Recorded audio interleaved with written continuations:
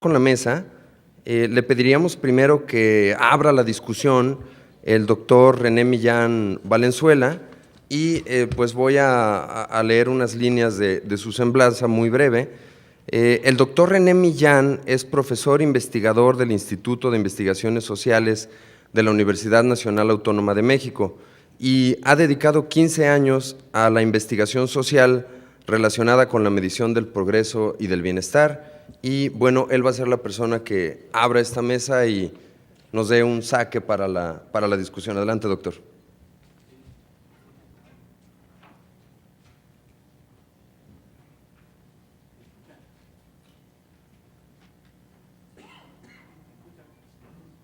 No, ahora sí. Pues en primer lugar yo quería agradecer a las autoridades del Estado y desde luego a los organizadores del evento la gentil invitación que me hicieron para participar y expresar que me siento realmente muy complacido de estar en este foro y en particular con esta mesa con tan distinguidos especialistas. Déjenme decirles, cuando uno se pregunta por qué los mexicanos son tan felices, las respuestas son múltiples. Yo sinceramente no lo sé y no sé si hay alguien que lo sepa con toda cabalidad.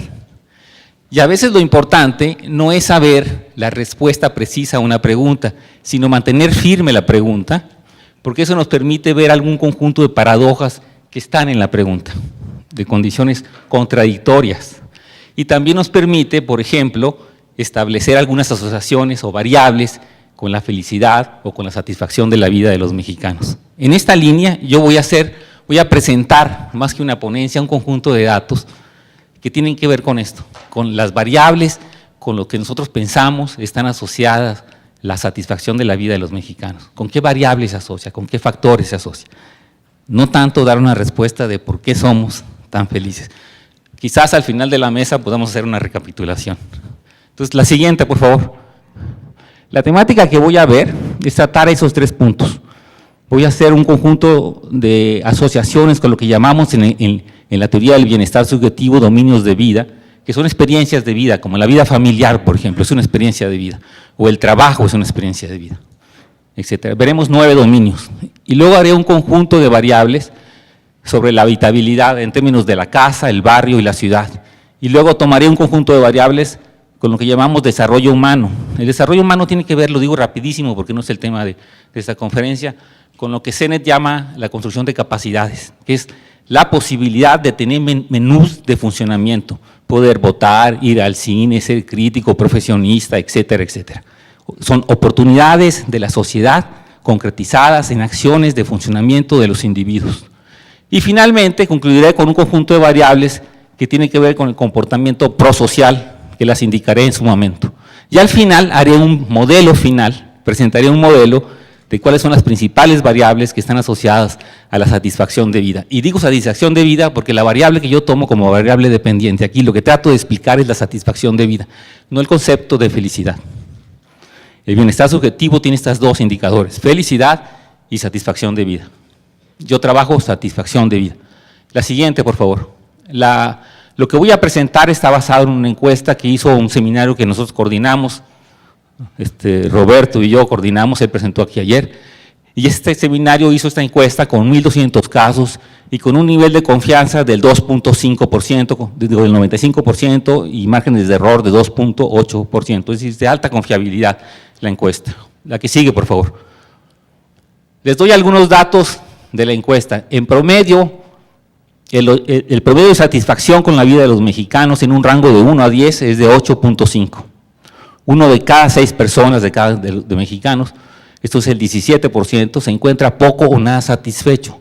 Solo el 17% de los mexicanos se declaran como insatisfechos en su vida, como infelices en su vida. El 46% de la población se concentra en el rango de 8 a 9 en la escala de 1 a 10, lo que sumado a los muy satisfechos, 35% de la población que se dice estoy altamente satisfecho con mi vida, arroja una mayoría de 82% de los mexicanos. Es un montón la cifra de mexicanos realmente felices. El 82% de la población está entre satisfecho y muy satisfecho. Esto es una paradoja en efecto, porque no somos un país de altos vuelos en términos de desarrollo, ni incluso en términos de infraestructura. Somos un país con altísimos niveles de desigualdad, etcétera, etcétera, etcétera. Y sin embargo tenemos altísimos niveles de satisfacción con la vida. La siguiente, por favor. Los dominios que voy a presentar, como les decía, como el concepto de vida familiar, funcionan muy bien cuando se elaboran análisis de felicidad o de satisfacción de la vida. El problema que tienen es que son dimensiones que agregan muchas variables, muchos factores. Cuando uno dice vida familiar, están pensando en una cantidad de factores. Nosotros presuponemos teóricamente que el individuo lo que hace es una evaluación de ese conjunto de valores y da un resultado. ¿Qué tan satisfecho está usted con su familia? Bien, del 1 al 10, 9, 8. Y en eso hizo una evaluación de muchos factores. Entonces, lo que yo quiero hacer es desagregar esos factores, porque me parece que la desagregación es un punto muy importante para la formación de políticas públicas. La siguiente, por favor. Los factores que voy a tomar en cuenta son estos 9 que ustedes ven ahí. Vida afectiva, trabajo, vida familiar, situación económica, amigos, salud, la satisfacción con la salud, no la salud objetiva, la educación, la satisfacción con la educación, no la educación efectiva, la vida social, la satisfacción con la vida social, y el tiempo libre, la satisfacción con el tiempo libre. Vamos a cruzar la satisfacción con la vida afectiva con la satisfacción con la vida en general. Y los resultados que ven ustedes son que la variable que más pesa en estas dos, las dos variables que más pesan, son por un lado vida afectiva y por otro lado vida familiar. Es la primera y la tercera columna. Son los factores que más determinan, digamos, la felicidad, los factores que más pesan en la felicidad, en la satisfacción de vida de los mexicanos. La siguiente, por favor. Pero si desagregamos cada factor, cada dominio, tenemos resultados que a mi juicio son interesantes. Por ejemplo, en la vida afectiva, el factor que más pesa en la vida afectiva para determinar la satisfacción es el afecto que se tiene en la pareja. Vida afectiva estoy pensando estrictamente en relaciones de pareja, no en vida familiar. Y el segundo factor que importa ya no es de orden afectivo, sino es de orden social. Es el estatus o el nivel social que la pareja le da a su pareja. El estatus o el nivel social que una pareja le da a otra pareja. Entonces son dos factores que convergen para la satisfacción en las relaciones amorosas, afectivas. El afecto y el estatus social. Fíjense bien, por ejemplo, que cuestiones como la estabilidad o el apoyo, las actividades que hacen juntos o la vida sexual tienen poco peso en la determinante de satisfacción. Son criterios de evaluación con que uno evalúa esto. La siguiente, por favor. Hijo, necesito tomar agua. Déme un segundo.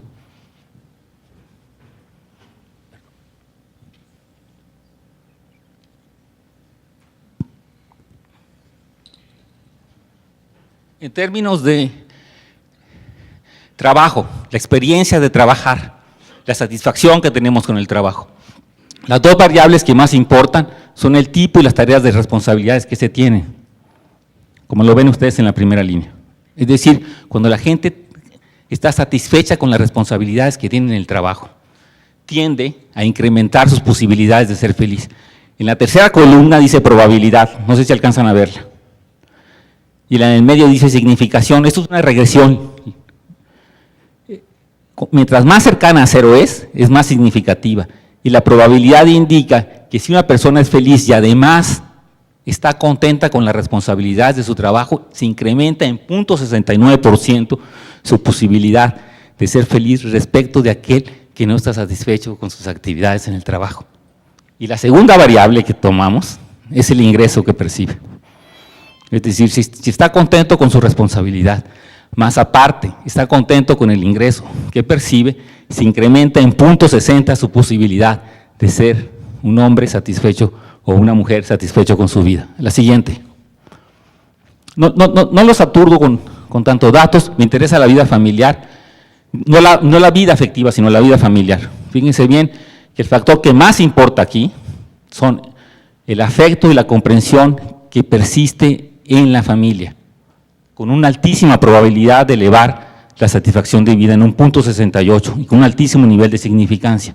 Y el segundo factor es si la familia cuenta o no con mecanismos aceptados por la propia familia para regular conflictos. Cuando las familias no tienen un mecanismo aceitado, bien armado, bien aceptado por el conjunto de los miembros para resolver conflictos internos, decrece su posibilidad de tener satisfacción en la vida en general. Si lo tienen, incrementa su posibilidad en 0.59%. Pero hay otras consideraciones que no se toman en cuenta. Por ejemplo, la posición social pesa menos aquí, pesa más en la pareja que en la familia. La siguiente, por favor. La situación económica. Lo que medimos aquí es la satisfacción con su propia situación económica relacionada con la satisfacción de vida. El factor que más determina aquí este elemento es que la situación económica en la que me encuentro me permita llevar la vida que deseo. Fíjense bien que eso es un tema estrictamente de cumplimiento de expectativas. No es tanto un monto del ingreso, no es ganar mucho o ganar poco. Es un tema de que se cumplan las expectativas en términos de la vida que yo deseo llevar, lo que eleva la satisfacción. No es ganar mucho, no es ganar menos. Y la segunda variable es cubrir las necesidades mías y de mis hijos. Fíjense que esto es muy importante, porque la variable que más peso tiene es la primera. Quiere decir que sí tenemos un altísimo nivel de expectativas como determinante de la valoración económica, incluso por encima de las necesidades de los propios hijos. La que sigue, por favor. La que sigue, amigos quisiera ver. La relación con los amigos, la variable que más importa en la satisfacción con los amigos es la frecuencia con que se reúnen, y la segunda, ¿estoy bien? Sí, el apoyo que le han dado alguna vez en una situación difícil. Es decir, el apoyo que recibimos de las relaciones de fraternidad es un elemento central para declararnos satisfechos con nuestra propia vida. No sé si me explico. Sin embargo, por ejemplo, en esa misma relación, el hecho de que, vean la variable número 5, el hecho de que tengamos relaciones o no recíprocas con los amigos, y esto es un dato brutal, no importa para la satisfacción. Es decir, importa recibir apoyos de los amigos, salir a pasear con ellos, pero no importa mantener relaciones recíprocas, equitativas, iguales entre unos y otros para la satisfacción de la vida. Esto habla muy mal de la socialidad mexicana. La que sigue, por favor. Sí, voy en tiempo.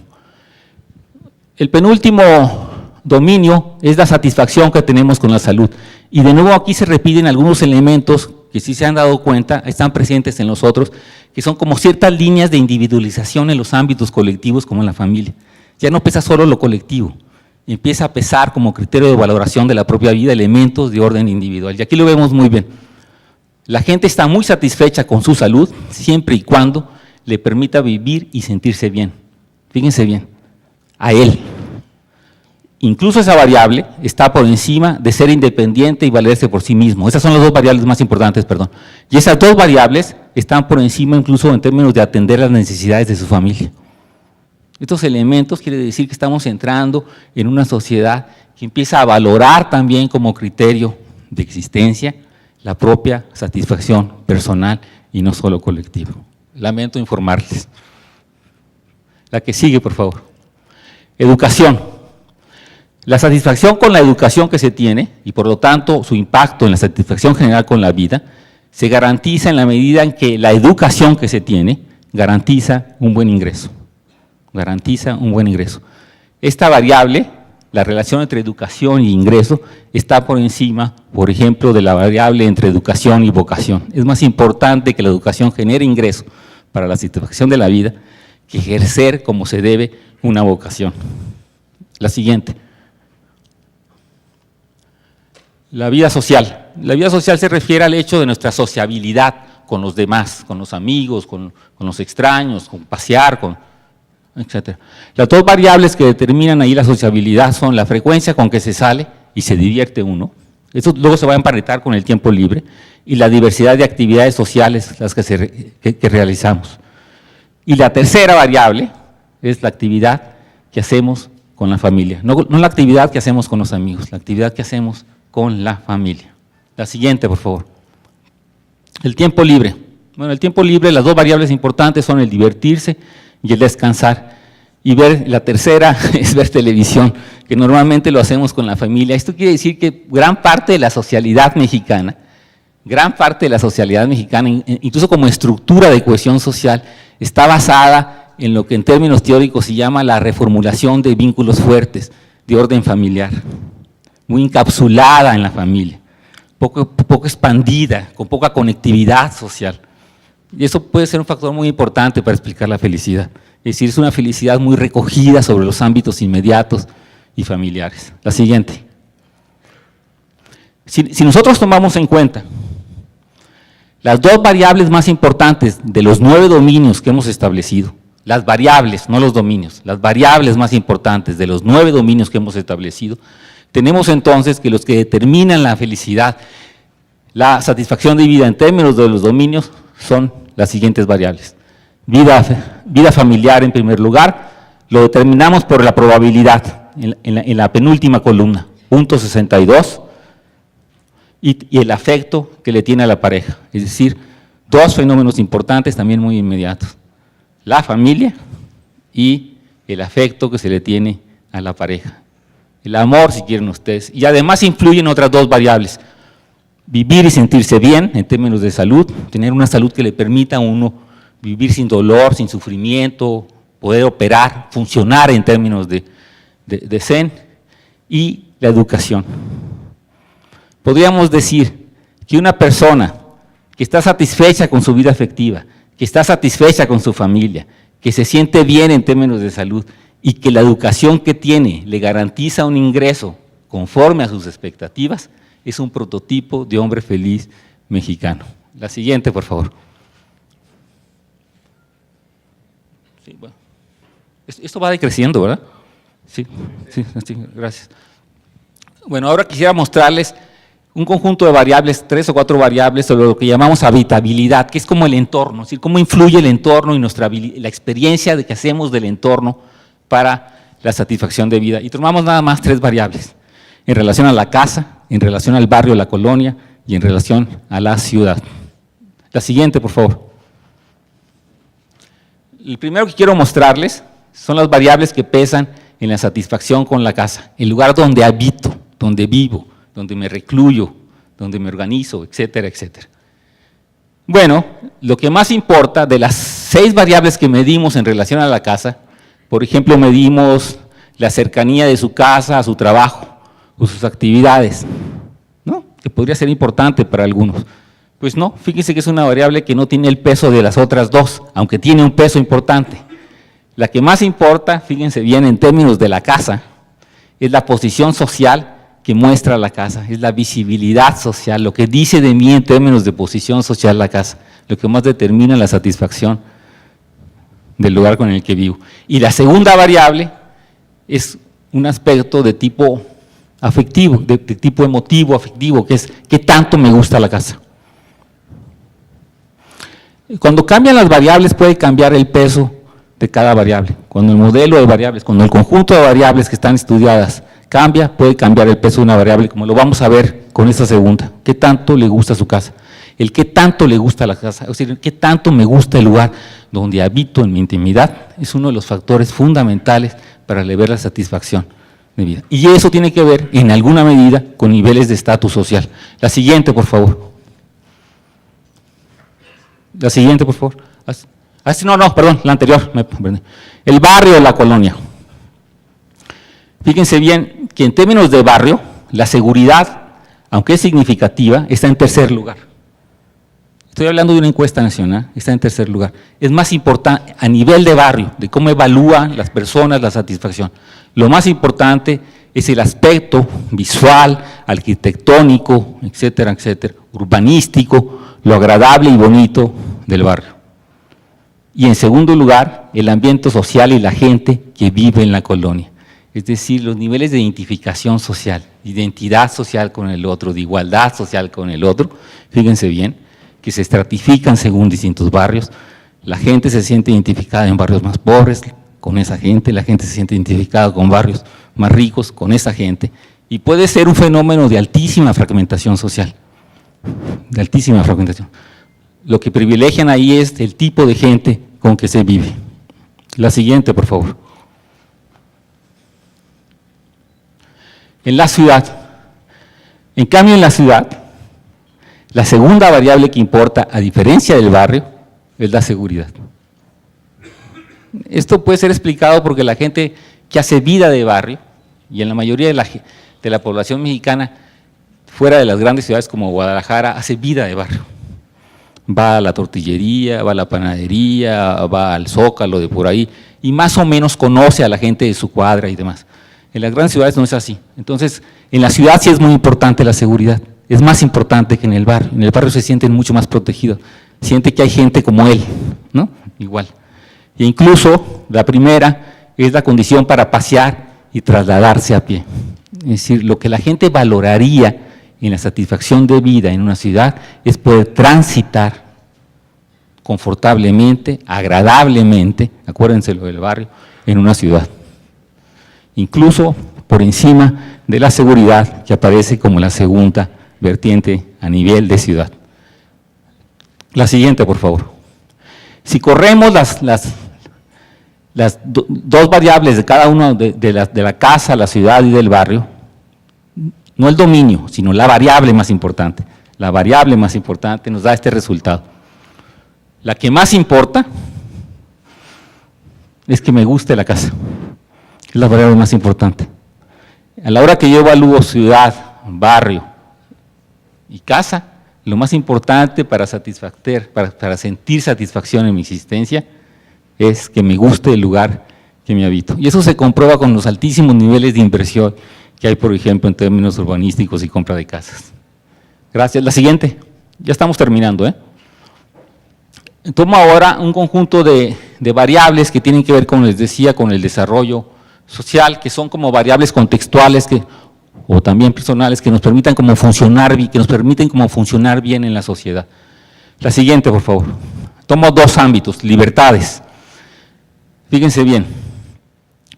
En términos de libertades, ¿qué tanto valoramos el haber podido tomar decisiones importantes en algún momento de nuestra vida?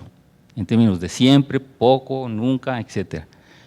Pues el tomar libertades individuales en momentos importantes de nuestra vida, tomar decisiones libremente, sin condicionantes, es decir, como sujetos de esa propia decisión, como actores de esa propia decisión, es un factor altísimamente relacionado con la satisfacción de vida, altísimamente relacionado con la satisfacción. ¿Importa? No importa, por ejemplo, si el gobierno escucha nuestra opinión. Tampoco importa si las autoridades de gobierno respetan mis derechos. Son criterios que no usamos para valorar, fíjense bien, para valorar la satisfacción personal. De hecho, en términos de porcentaje, no sé si estoy bien, Roberto, pero es casi un 80% de mexicanos que dicen que sus derechos no son respetados, ni por el gobierno, ni por los otros conciudadanos, ni por la industria privada. Y sin embargo, no es un factor que altere la satisfacción de vida, pero sí valoran los mexicanos la posibilidad de tomar decisiones libremente. La siguiente, por favor. Lo que hay aquí es un conjunto de variables que miden eficacia, eficiencia del gobierno. Del conjunto de variables que miden eficiencia del gobierno, como por ejemplo, el gobierno aplica la ley sin distinciones, el hecho de que la aplique o no la aplique es un factor indiferente para la satisfacción de la vida en los mexicanos, les da igual, no le incorporan como un criterio de valoración. Es terrible eso, ¿eh? Dos, la que sí valoran es una evaluación muy general en términos del gobierno, es una correlación de 0.057, no es muy fuerte, aunque es significativa, una evaluación muy general, es decir, esperan los que creen que el gobierno se desempeña más o menos bien en sus funciones, eso hace que eleven su propia satisfacción personal en la vida, ¿no? Que los trámites funcionan, que la evaluatura funciona, etcétera, etcétera, etcétera. Pero es una correlación no muy fuerte. La siguiente, por favor. Y presento al final un cuadro, la siguiente, sobre comportamiento prosocial, que tiene que ver con esta mitología mexicana, ¿cierto o no?, de la gran capacidad que tenemos de ser solidarios con los otros. ¿Qué tanto, digamos, el tener relaciones de apoyo y de solidaridad con los otros nos eleva la satisfacción? Si ustedes ven ahí, ayudar económicamente a conocidos no tiene efecto en la satisfacción personal. Apoyar emocionalmente a conocidos tampoco tiene efecto en la satisfacción de vida personal. Dar donativos, como filantropía, tampoco tiene efecto en la satisfacción personal. La única que tiene efecto en la satisfacción personal es recibir apoyo de los otros. Es decir, nos gusta más recibir apoyo que donar. Y esto corresponde con los niveles de sociabilidad que estábamos hablando con los amigos, donde no hay una estructura recíproca, ¿eh? Nos gusta recibir en términos de comportamiento prosocial. Nos gusta poco dar. La siguiente, por favor, ya con esto termino. Y este es el modelo final. Si tomamos en cuenta el conjunto de variables, las 6 variables más importantes de los 9 dominios, de los ámbitos de gobierno, de las libertades, de todo lo que acabamos de ver, lo que haría prototípicamente feliz o satisfecho de su vida al mexicano sería, primero, y esto es muy importante, tener libertad para la toma de decisiones. Es el factor más importante que hay. 2, la vida familiar, me parece que es. Salud, vivir bien y sentirse bien, tener la percepción subjetiva de que estoy bien. No estar objetivamente bien, sino de subjetivamente sentirme bien con mi salud. La vida familiar, la vida afectiva, la habitabilidad en términos de qué tanto me gusta mi casa, la educación en términos de garantizar el ingreso y al final, la evaluación del gobierno. Las variables son estas que están viendo ahí, ¿no? Libertad, vivir y sentir bien, afecto con la familia, afecto con la pareja, qué tanto me gusta mi casa, garantizar el ingreso vía educación, vía educación. Y esto sería, digamos, las 6 variables que más determinarían, según nuestra encuesta, la satisfacción de vida de los mexicanos. La última, por favor. ¿Qué quiere decir esto? Bueno, quiere decir, en primer lugar, que el bienestar subjetivo, la satisfacción de vida de la felicidad, es un tipo de bienestar que tiene su especificidad y que no puede ser deducido de otros factores, como por ejemplo el ingreso, que es más bien un indicador de bienestar económico. No quiere decir que lo excluya, pero no puede ser deducido directamente, automáticamente. 2, está vinculado a áreas de experiencia como los dominios. Algunas de estas áreas se asocian a su vez con factores de desarrollo humano, los que aparecen como facilitadores de aquellas experiencias. 3, esto es muy importante. 3, los mexicanos, como el resto del mundo por lo demás, introducen criterios diferenciados de evaluación de la propia satisfacción según aquellas áreas de experiencia o dominio. Cuando evalúo la pareja, introduzco un criterio de evaluación para determinar si estoy o no satisfecho con mi vida. Cuando evalúo la casa, introduzco otro criterio de evaluación para determinar si estoy o no satisfecho. Cuando evalúo el trabajo, introduzco otro criterio distinto que no es ni el de la casa ni el de la salud para evaluar si estoy o no satisfecho con la vida. Y esto es lo que hace sentido en la aparente paradoja de por qué somos tan felices. Es que introducimos criterios diferenciados según ámbitos de acción del que se trata. No sé si me estoy explicando. Finalmente, el predominio de la variable libertad presupone que la satisfacción de vida está ligada, y esto para mí es extraordinariamente notable, me parece un hallazgo de la investigación, un absoluto hallazgo, está ligada a la posibilidad de construir una propia ruta biográfica, es decir, la ruta biográfica que se desee. Fíjense bien, que entonces, si esto es cierto, el bienestar subjetivo tendría, entre otras cosas, la utilidad de saber si los mexicanos, como cualquier otra población, en términos individuales, están construyendo como quieren sus propias rutas biográficas, están planificando sus proyectos de vida. Esto implica la libertad. Muchísimas gracias.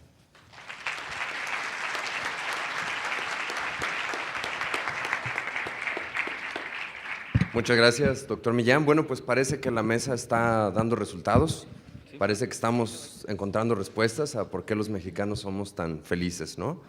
El mexicano feliz prototipo, la persona satisfecha con su familia, con sus relaciones afectivas, que tiene satisfecha su percepción sobre su propia salud y que se corresponden sus expectativas económicas en función de su formación económica, ¿no? Más o menos el prototipo del mexicano feliz. Bueno, toca ahora la intervención de la doctora Beatriz Yasuko Arita y leo una breve reseña biográfica de ella. La doctora Beatriz Yasuko es investigadora de la Universidad Autónoma de Sinaloa y sus investigaciones son sobre la calidad de vida en México, bienestar subjetivo y desarrollo sostenible. Es autora de múltiples publicaciones sobre la capacidad y el bienestar subjetivo como dimensiones de estudio de la calidad de vida. Doctora, adelante. Muchas gracias. Pues muy buenos días y mi agradecimiento al gobierno del estado de Jalisco y sobre todo por su calidez y trato con todos nosotros. Y bueno, pues yo vengo a presentar una experiencia de trabajo que tenemos en la Universidad de Sinaloa desde hace ya más de 10 años y que bueno, voy a tratar de sintetizar lo más importante para estos 15 minutos que tengo, ¿verdad? 20, perdón. Bueno, la pregunta dice, ¿por qué somos felices los mexicanos? Yo diría que en general, la población en general, los humanos en general, tenemos un equilibrio emocional que tiene que ver con nuestra vida cotidiana. Entonces, cuando nos sucede algo, siempre buscamos el equilibrio. Si ahorita nos sucediera algo negativo, le buscamos lo positivo, mentalmente, ¿verdad? Y en ese sentido hay teorías cognitivas que hablan de equilibrio. Y eso en nuestra vida cotidiana lo podemos ver con cualquier ejemplo, ¿verdad? Si ahorita me hubieran robado mi bolsa, por ejemplo, digo, bueno, al menos no me hicieron daño, por ejemplo, ¿no? Y continúo, pero durante todo el día estoy, qué barbaridad, me robaron mi bolsa, ¿verdad? Y tenía yo ahí tales cosas y tengo que ir a no sé dónde, ¿no? Pero bueno, pues le vamos equilibrando, ¿sí? Eso en general. Ahora, para México, ¿qué sucede? En las teorías de psicología social hemos encontrado que la cuestión que tiene que ver con sociedades colectivistas da un matiz significativo a lo que significa la felicidad en nuestros países y en específico en México. Entonces, los resultados que voy a presentar son relativos únicamente a Sinaloa. Bueno, le titulo pues indicadores objetivos y subjetivos para la medición de la calidad de vida. La que sigue, por favor. Bueno, breves antecedentes que ya se han estado trabajando, me voy rápido porque esto sí es para poder llegar a los resultados. El bienestar de la población sustenta los objetivos de la política pública dirigida al desarrollo social de las poblaciones. Está enmarcado principalmente por aquello que refiere condiciones de vida que satisfacen o benefician a los individuos y a la sociedad, es decir, las condiciones materiales. Su estudio entra en el campo de explicación desde el objetivo de una buena vida, que tiene que ver con esas cuestiones, pero también desde lo subjetivo referido a cómo se percibe la persona respecto a su vida, qué tan satisfecha está y qué tan feliz se siente. Ese es el bienestar subjetivo y es desde la propia percepción de cada persona. La que sigue, por favor. Entonces, ahí tenemos el asunto de que en el siglo pasado, pues la política el welfare define el estado de bienestar con relación a un sistema de asistencia social donde se postula como elemento primordial la satisfacción de necesidades bajo la consideración de condiciones de vida, es decir, se hablaba mucho de nivel de vida, se sigue hablando, ¿no?, de nivel de vida. A finales de los 60, en el siglo pasado, se avanza hacia una perspectiva socialdemócrata. Y bueno, pues sobre el eje de la modernización se fundamenta ahora asuntos relativos a la posmodernización con un cambio de actitudes y valores que todas las sociedades están teniendo y pues centrándose sobre todo en el bienestar de las personas. El aspecto mejor documentado de este proceso es el cambio de prioridades de la economía y la seguridad física a la autoexpresión y la calidad de vida, es decir, ir del welfare al well-being. La que sigue, por favor. Y bueno, y cómo entra aquí la cuestión de la felicidad. Entonces, las sociedades más avanzadas van hacia el cambio de prioridades buscando la calidad de vida. Estas prioridades constituyen un elemento central del proceso de posmodernización, ¿verdad? Y aquí lo interesante, cuando la posibilidad de morir de hambre pasa de ser una preocupación fundamental a una perspectiva insignificante para la mayoría, que en el caso de México, pues tenemos sociedades, ¿verdad?, localidades con alto nivel de vida y otros pues que estamos en la pobreza extrema, por ejemplo, ¿no? Entonces ahí, si en la mayoría la seguridad va referida más ya no es sinónimo de felicidad, pues porque se espera más de la vida, más allá de lo que el propio ingreso nos da, esperamos muchas otras cosas, esos logros que queremos en la vida. La que sigue, por favor. Y bueno, en este caso, en la parte de abajo, ¿no?, estas expectativas se relacionan en una cuestión más de tipo cualitativo, en donde la subjetividad es fundamental, es decir, cómo se percibe esa vida desde los propios sujetos. Y ahí entramos entonces a lo que nos interesa, ¿no? Entonces, desde la percepción de los sujetos, en el caso de Sinaloa, iniciamos nosotros con Culiacán y se realizó una encuesta con 2,000 casos, con 2,000 personas, con un muestreo polietápico, con representatividad para la localidad de Culiacán. La que sigue, por favor. Bueno, esto ya lo hemos visto, nada más dejo yo aquí lo de los niveles de Sedesol, de pobreza alimentaria, patrimonio y capacidades, que son de los sexenios anteriores, porque algunos de los cuadros que voy a presentar están referidos bajo esa perspectiva. La que sigue, por favor.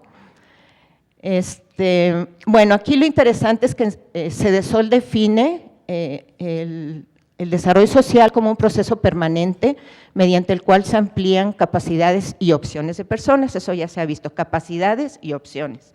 Lo interesante, lo importante es que son de las personas, ya se introduce el asunto de las personas y el hecho de ejercer plenamente libertades, derechos y de acuerdo a aspiraciones, elecciones, intereses, convicciones y necesidades. Entonces resalto esto último, ¿no?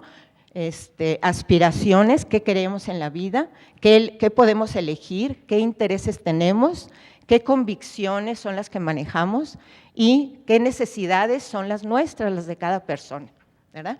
Y partiendo de esto, bueno, subrayo yo ahí abajo esta cuestión, aspiraciones, intereses, necesidades elegidas por las personas. La que sigue, por favor. Y bueno, aquí bajo ese estudio de 2,000 casos quedamos con 1,181. Tenemos en este diagrama que si lo vemos como 3 columnas, en la primera condiciones objetivas de vida, la segunda sería capacidad y la tercera bienestar subjetivo. Esto, bueno, resulta de todo un modelo que se fue elaborando y sobre la base de ir probando, sabemos que el ingreso y el bienestar subjetivo no correlaciona significativamente. Sin embargo, como variables intermedias o mediadoras tenemos a la educación desde el lado objetivo, ingreso y educación, que la educación correlaciona con el ingreso, a mayor ingreso, mayor educación y viceversa, y creencia de capacidad como mediador entre las cuestiones, los indicadores objetivos y los subjetivos de bienestar subjetivo. Entonces, ahí vemos cómo yo quiero resaltar en esta presentación el asunto de la creencia de capacidad. Ya sabemos que la capacidad para la ONU maneja, bueno, pues ingresos, salud y educación. En el caso de nuestro modelo, introducimos la creencia de capacidad, que tiene que ver qué tan capaces nos sentimos para la vida, ¿verdad? Entonces, es el punto central. Adelante. Y ya como modelo, bajo un modelo factorial confirmatorio, pues acomodamos este diagrama donde la satisfacción por el apoyo central queda, por el apoyo social, perdón, queda como principal factor, ¿verdad? En este análisis factorial, está en el centro del diagrama. Hacia los lados ponemos la satisfacción por el lugar donde se vive, en este caso Culiacán, la satisfacción por la seguridad personal y por el lugar donde se vive, y estamos ahí con la creencia de capacidad a su izquierda, abajo, en medio abajo, que es precisamente la variable o el factor, digámoslo así, mediador con el nivel de ingreso y el nivel de educación, ¿verdad? La que sigue, por favor. Bueno, aquí tenemos que de nuestros resultados de este mismo trabajo, de los 2,000 personas que se entrevistaron, tenemos bienestar psicológico en la primera columna, creencia de capacidad, satisfacción con la vida y felicidad sentida.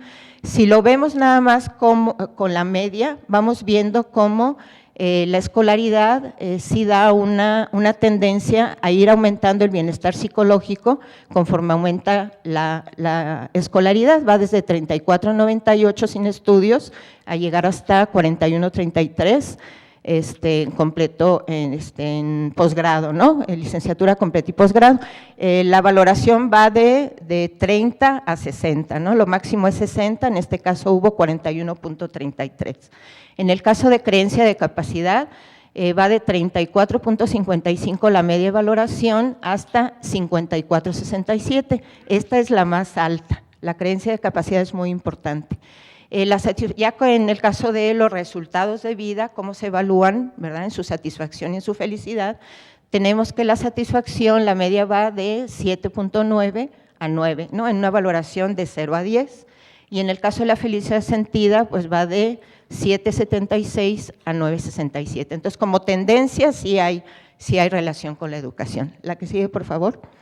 Y aquí tenemos evaluaciones reprobatorias, porque hablamos siempre de que el nivel de satisfacción es alto, ¿verdad? La satisfacción en México es alta y estamos siempre arriba de 8, ¿y qué pasa, no? Pero pues es un promedio que se maneja, ¿no?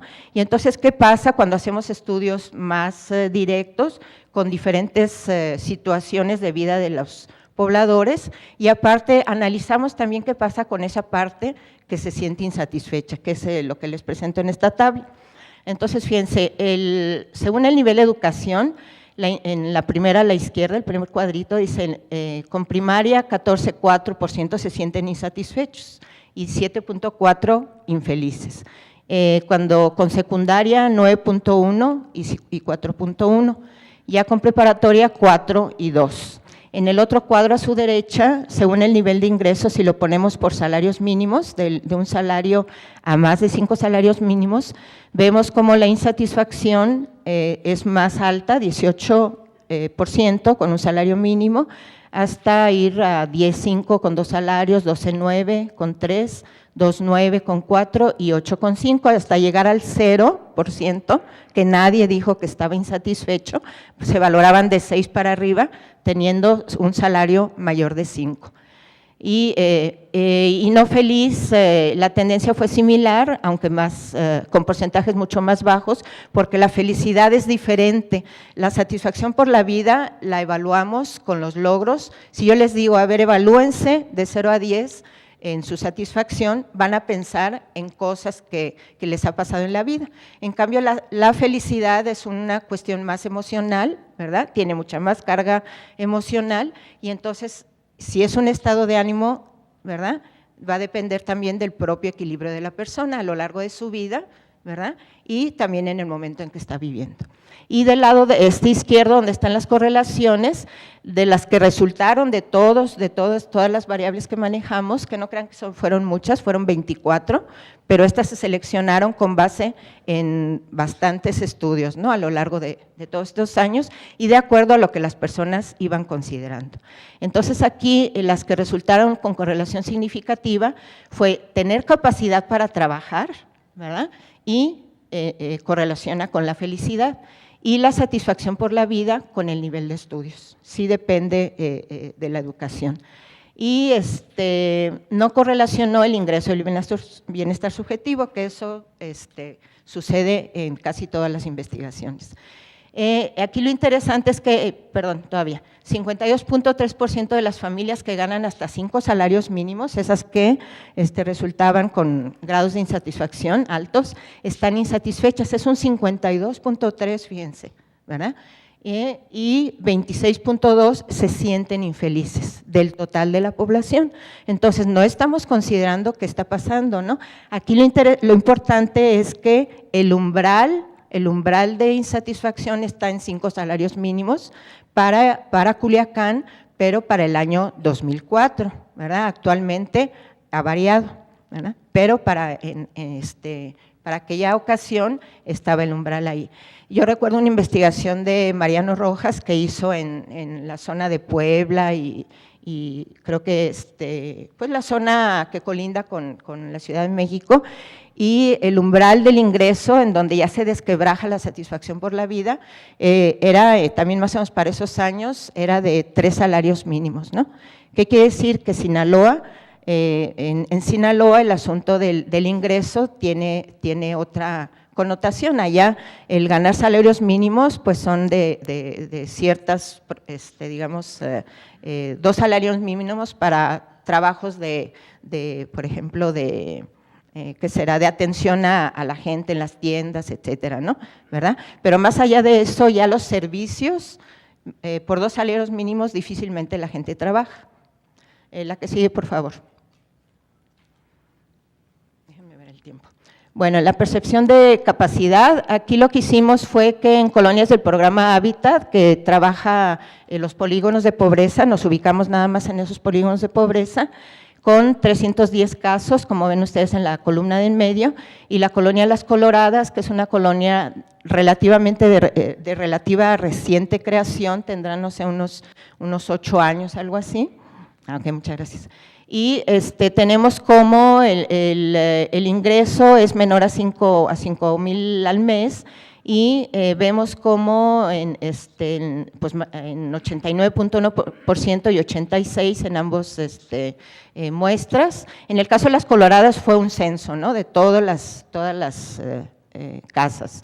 En estudios tienen 28%, tienen estudios mayores a secundaria únicamente 28% y 15% en Las Coloradas. Y aquí lo que quiero resaltar pues es el asunto de la percepción de capacidad, que es muy baja en el caso de Las Coloradas y baja en el caso del polígono de pobreza. La que sigue, por favor. En cuanto a satisfacción por la seguridad percibida, aquí es muy importante esto porque pues sabemos el asunto de la seguridad, sobre todo en aquellos años y actualmente, ¿verdad?, de 2005 para acá, es un asunto de mucha prioridad, y en el caso de nuestros estudios un factor muy importante que se formó fue el de seguridad, el otro fue el de apoyo social. Entonces, en el caso de la seguridad, las variables que se manejan, esta satisfacción por los logros obtenidos, lo seguro que se siente la persona, que tanto se siente parte de su comunidad, en este caso de Culiacán, la seguridad en el futuro, en su vida, y la capacidad relativa a su seguridad, qué tan capaz se siente en controlar su propia seguridad. Y pues ahí en rojo tenemos que en el caso de la seguridad en el futuro, ¿verdad?, la insatisfacción menor a 6, ¿verdad?, menor a 6, es decir, reprobatoria, fue en un 11.2, la insatisfacción para el estrato medio alto fue de 8.3 en cuestión de seguridad, la insatisfacción en el estrato medio 9.3, en el estrato bajo 9.5, y en el estrato muy bajo el 23.4% de las personas se declararon sentirse inseguras en su futuro. Y en cuestión de capacidad relativa a la seguridad, sobre todo pues el estrato muy bajo presentó porcentajes altos, 21%. La que sigue, por favor. Y bueno, ya para terminar, únicamente esto viene en el documento que uno presentó para este evento, que va a ser posteriormente publicado, pero sí les quería yo comentar que, bueno, para el caso de lo que se está trabajando, lo que se está buscando es ver cuál es la visión de vida de las personas, ¿verdad? Esto tiene que ver con lo ETIC, lo propio de cada persona, bueno, lo ETIC en general y lo EMIC, lo propio cultural, que se maneja en el caso de por ejemplo, de la identidad, se habla de lo EMIC, lo propio, lo cultural. Entonces, en el caso ya de la persona, desde la psicología, estamos tratando de acuñar el concepto de lo EMIC psicológico, es decir, esa visión de vida de cada persona, y que tiene que ser construido con lo que ustedes observan ahí, desde el objetivo, las condiciones de vida, tipología, todo eso que dice ahí, a través de las categorías de sociedad, cultura, grupo y persona. Y desde lo subjetivo, que es lo importante, lo fundamental para esta sesión, es las necesidades esenciales desde la propia persona, cuáles son sus necesidades esenciales, el significado de los usos y costumbres que da a su vida cotidiana, la identidad, sus creencias, EMIC y ETIC, y el resultado de vida, que es el bienestar subjetivo, satisfacción por la vida y felicidad sentida. Todo esto hacia entender la visión de vida de cada persona. Muchas gracias.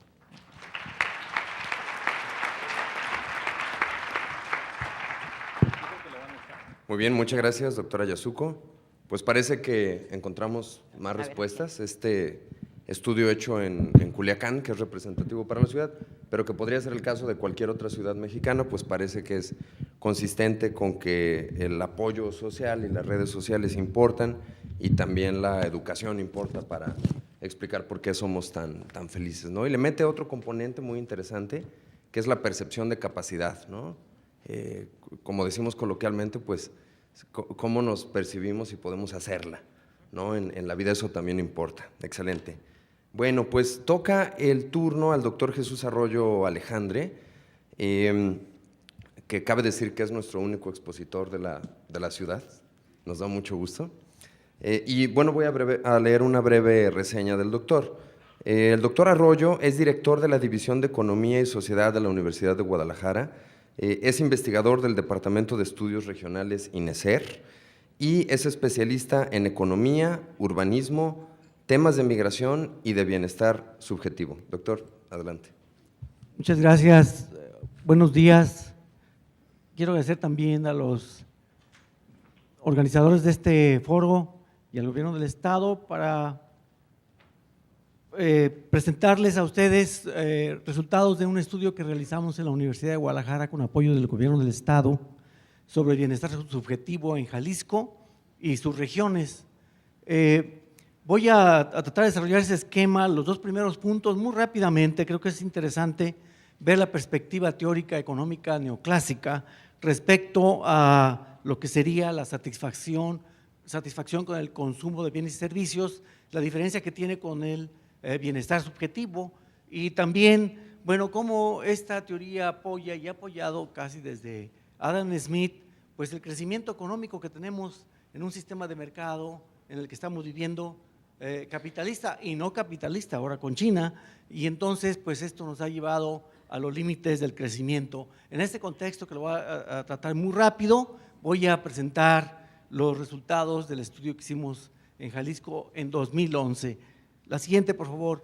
Bueno, ahí estoy señalando en la anterior, pues un supuesto muy clásico, elemental para los que saben teoría económica, pero que dice sencillamente, la anterior y esta, que pues todos tenemos una función de utilidad o satisfacción al consumir bienes y servicios y que esta función se incrementa cuando incrementamos el consumo.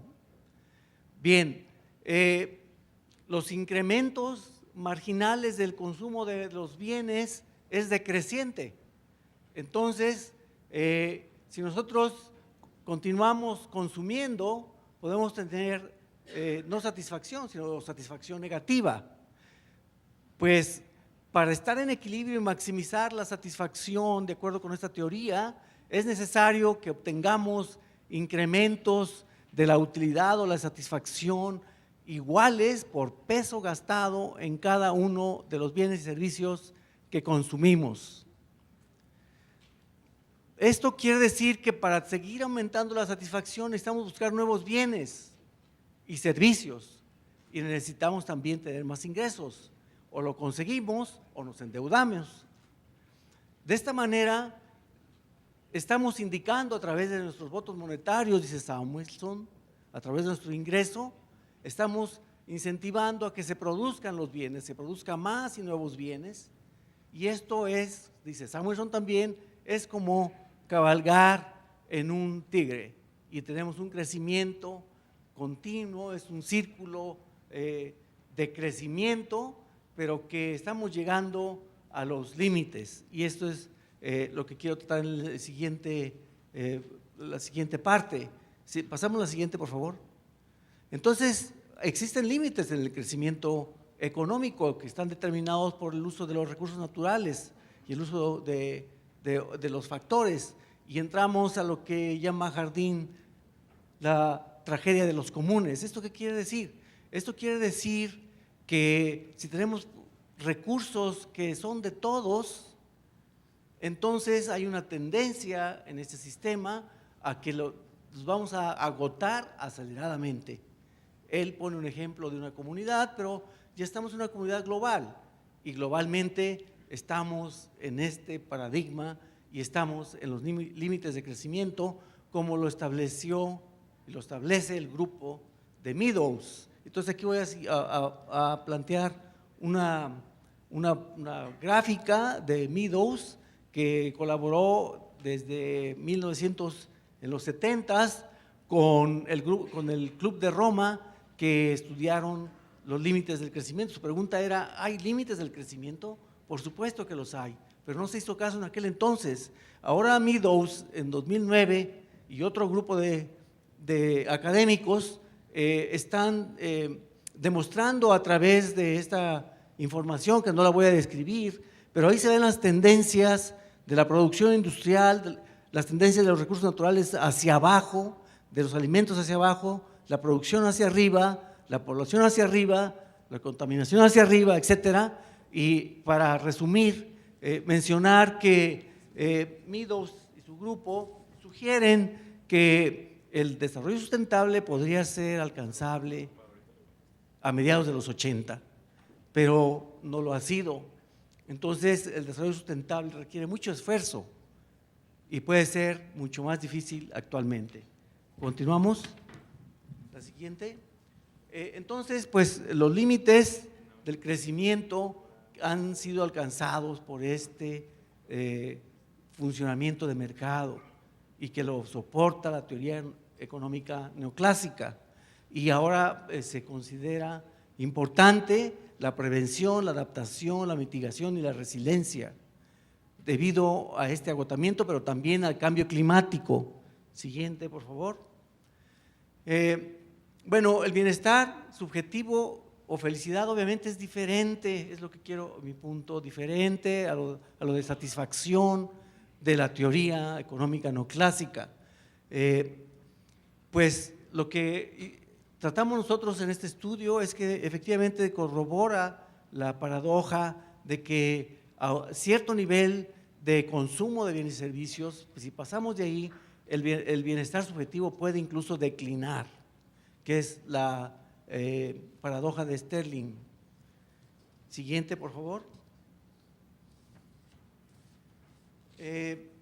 Bueno, para describir el estudio, en Jalisco tomamos una muestra de 4.883 personas de las edades de 15 a 65 años, es representativa de las 12 regiones de Jalisco, y aplicamos un cuestionario que fue aplicado en el Bután, muy amplio, después fue adaptado en la Gran Victoria en Canadá, y nosotros readaptamos para Jalisco e incluimos variables adecuadas para nuestro contexto, de manera que pudimos tener una definición de los dominios del bienestar subjetivo o felicidad, pues muchos de ellos tratados en la literatura, otros que incluimos como la seguridad, por ser muy importante en nuestro medio.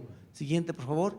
Aquí tenemos los dominios: sensación de bienestar, confort con el ritmo de vida, satisfacción con el empleo, vida comunitaria, apoyo social y familiar, bienestar psicológico, seguridad financiera, cultura y educación, confianza y satisfacción del gobierno e instituciones públicas, interés y satisfacción ambiental, percepción de seguridad.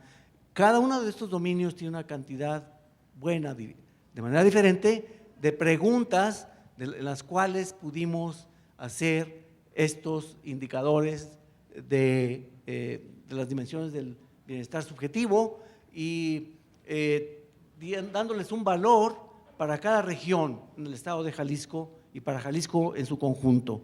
Entonces, resultados, algunos de los resultados, porque el reporte completo lo pueden encontrar ustedes en la página web de la Secretaría de Planeación.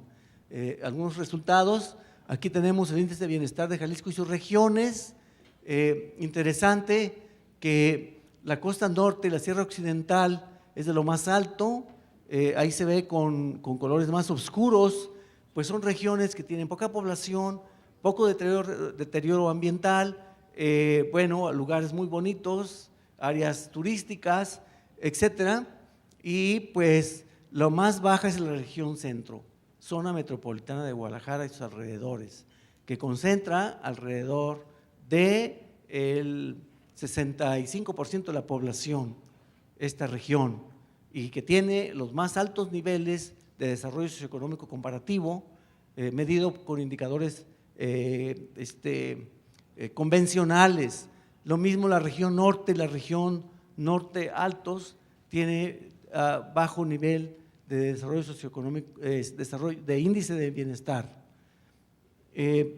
Si pasamos a la siguiente, aquí hay una comparación del índice de bienestar de las regiones con países, pero también con el índice de Planeta Feliz, la versión 2, y bueno, pues el bienestar es alto en Costa Rica, pero ya considerando el índice de Planeta Feliz, no es tan alto. Este índice toma en cuenta la cuestión ambiental, está ponderado por la huella ecológica. Lo mismo hicimos nosotros para las regiones, estimamos la huella ecológica para las regiones para tener este mismo índice de Planeta Feliz.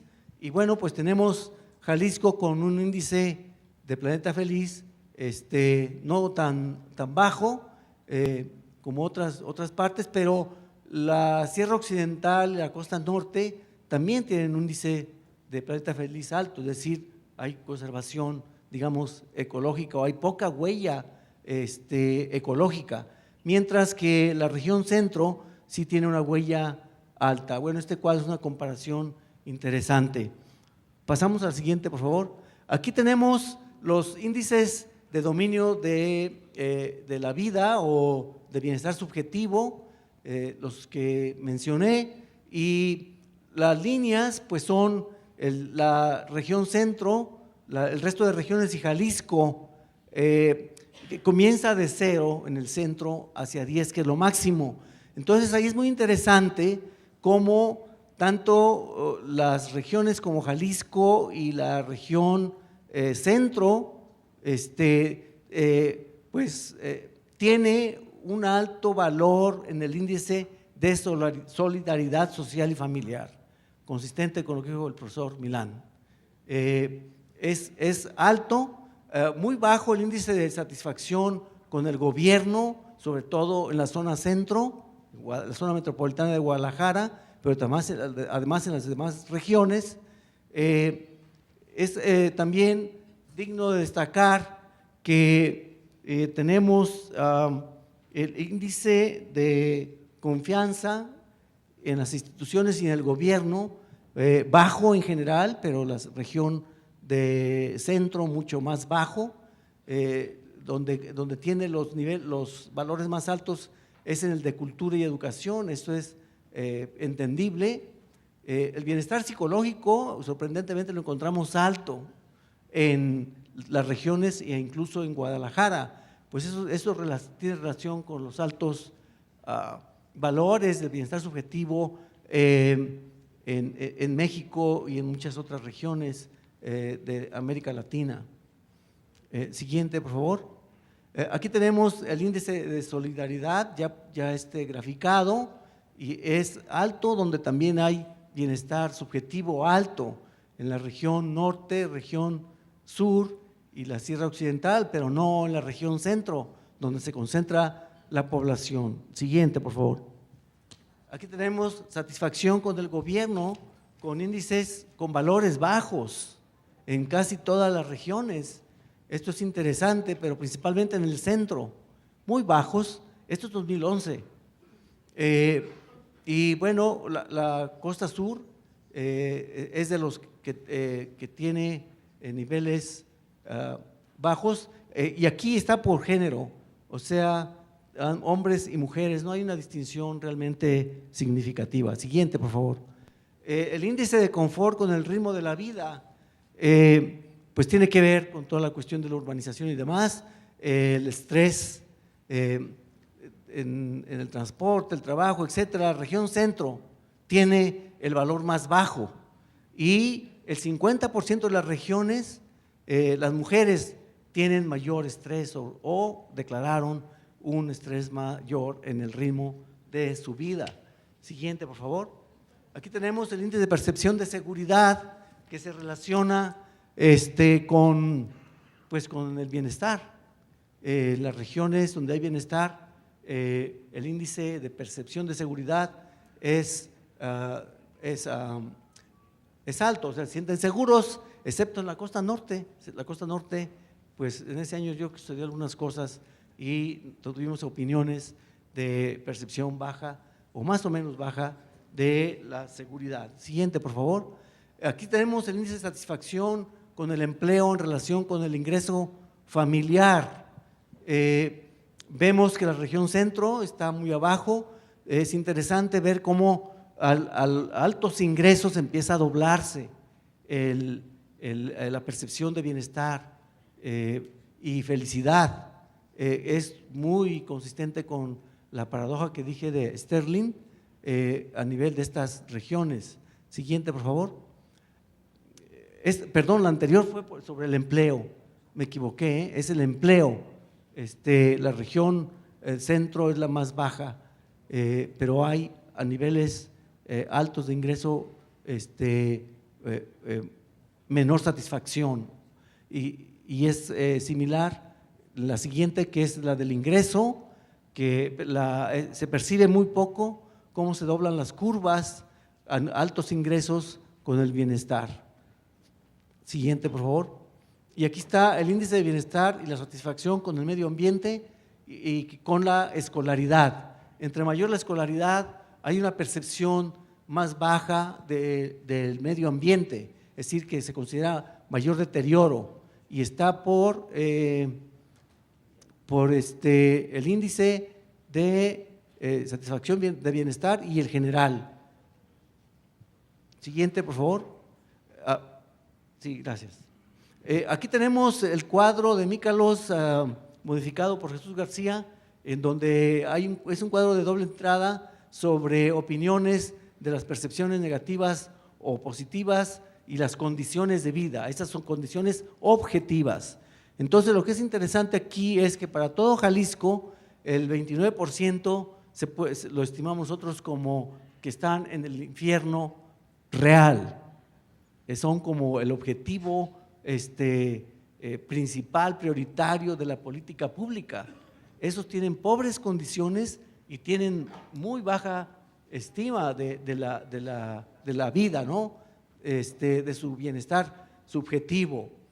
Las demás regiones se distribuye igual, no es el 100% porque agarramos los extremos del bienestar y de las percepciones. Siguiente, por favor. Aquí está otro cuadro que es muy interesante porque la región centro, vean ahí cómo brinca, el 52% se encuentran en el infierno real, es decir, percepciones negativas y condiciones de vida pobres. Y no sigo el análisis, pero pues la región Valles hay una diferencia grande en estas percepciones. Siguiente. Y aquí la desigualdad que pues se puede demostrar que es inherente al sistema de mercado que vivimos, los datos lo demuestran, y aquí están las correlaciones. Calculamos el índice de Gini, que sabemos que entre más se acerca a 1 es más desigual, y hicimos la correlación con el índice de bienestar subjetivo, y vean ahí la correlación negativa de 0.48 significativa, alta, es alta realmente. O sea, entre más desigualdad, menos bienestar subjetivo. Siguiente, por favor. Y bueno, aquí están algunas de las, digamos, consideraciones finales, no puede ser conclusiones, pero diría que el estudio es bastante consistente con otros estudios respecto de el bienestar subjetivo, que pues no necesariamente tiene que ver con el consumo, y que hay un consumo básico, después de el subjetivo baja.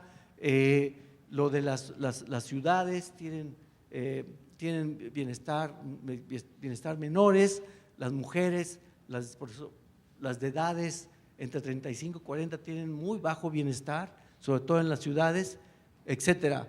Aquí las conclusiones no las voy a seguir porque se me está acabando el tiempo, seguimos.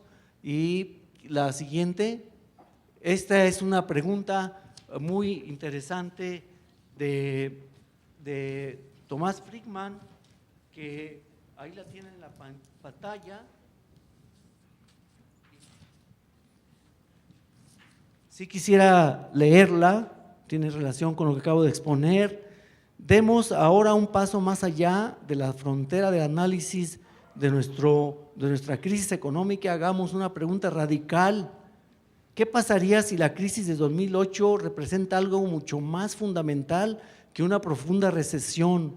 ¿Qué tal si no está siendo, si nos está diciendo el modelo de crecimiento que hemos creado en los últimos 50 años es simplemente insustentable económica y ecológicamente, y que 2008 fue cuando topamos pared, cuando la madre naturaleza y el mercado dijeron no más. Gracias.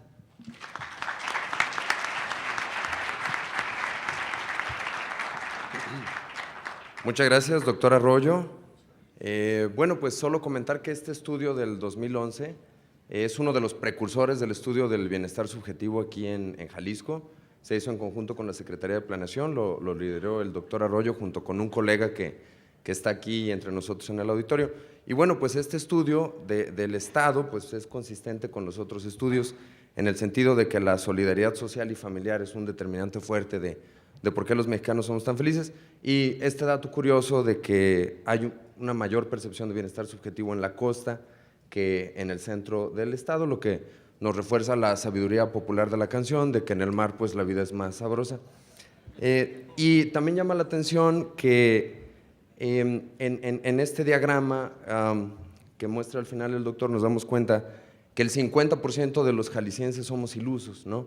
O estamos bien, o estamos objetivamente mal, pero nos sentimos bien, o estamos objetivamente bien, pero nos sentimos mal, ¿no? Entonces, aunque en la ciudad ya se incrementa de forma significativa el número de personas que realmente tienen condiciones objetivas precarias y se sienten mal, ¿no? Que están en el infierno real. Bueno, pues toca el turno de escuchar a Herberto Rodríguez. Y me permito leer una breve reseña biográfica de él. Herberto Rodríguez es candidato a doctor en Economía por la Universidad Autónoma de Barcelona. Fue vicepresidente nacional de Coparmex y vicerrector académico de la UPAEP, la Universidad Popular Autónoma del Estado de Puebla. Y actualmente es vicerrector de posgrados e investigación en la misma UPAEP.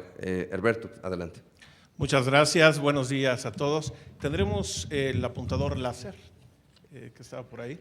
Bueno, voy a empezar. Pues agradecer al gobierno de Jalisco y felicitarlo porque un gobierno que piensa en la felicidad de sus ciudadanos, yo creo que de entrada va por buen camino. Efectivamente, agradezco la oportunidad de compartir el panel con tan distinguidas personalidades. Y también decirles que efectivamente el estudio del bienestar y contestar la pregunta que nos pusieron en el panel es todo un reto.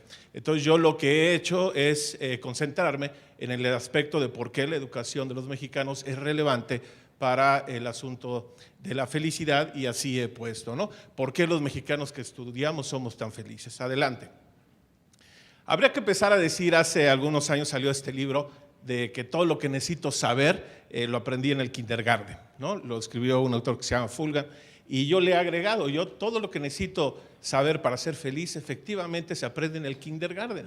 El respetar al otro, el ser ordenado, el no tomar las cosas que no son mías, el pedir perdón cuando hago daño a alguna persona, pues son cosas de esas enseñanzas de nuestras abuelas y que ahí están presentes.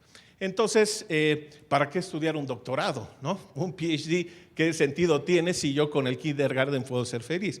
Bueno, no estoy aludiendo que el ser ignorante es una buena estrategia para ser feliz, pero también estoy diciendo que hemos entrado en un mundo, vamos a la siguiente, promovido pues por estos economistas que hace algunos años, en esta línea de lo que ya se ha hablado del paradigma neoclásico, se creó este concepto de la teoría del capital humano, ¿no? Fueron Gary Becker, Schultz, Minzer, grandes economistas en los años 60 del siglo pasado, que nos dijeron que había que invertir muy fuerte en la educación de las personas. ¿Por qué? Porque la educación de las personas genera progreso, y el progreso es deseable para todos, y esto es muy razonable. Vamos a la siguiente.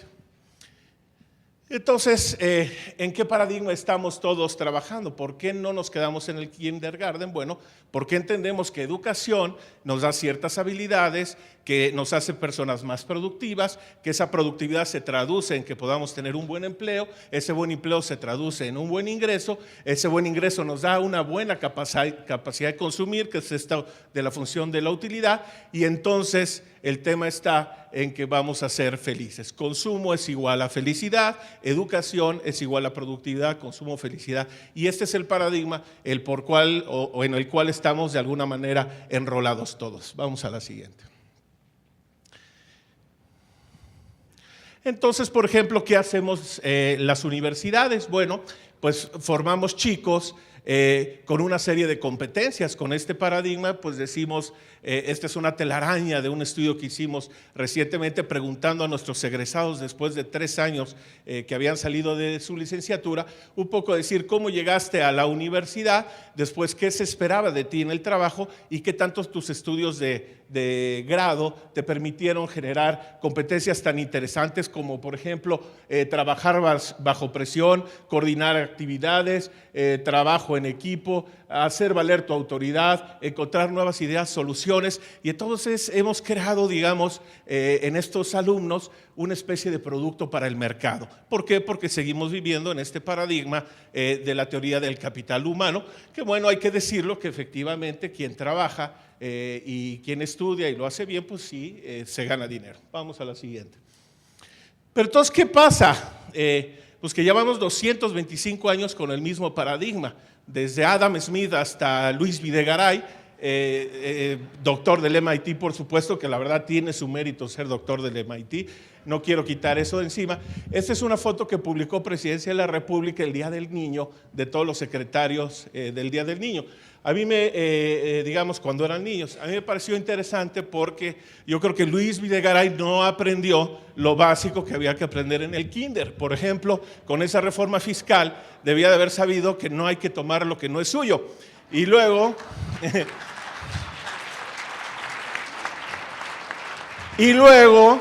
que cuando uno hace daño a otras personas, hay que pedir perdón y recular, ¿no? Y bueno, lástima, un doctor en MIT, pero esas enseñanzas de kinder quedan ahí. Ahora, lo más interesante es que este efecto del capital humano pues se ha revertido contra los propios economistas.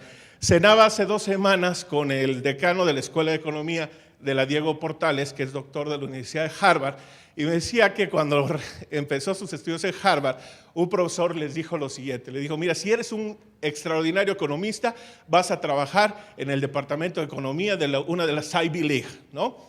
Si eres un buen economista, vas a ir a trabajar a una business school. En el primer caso vas a hacer unos $100,000 al año, en el segundo caso unos $200,000 al año. Dice, pero si eres pésimo economista, vas a ir a Wall Street y vas a ganar millones, ¿no?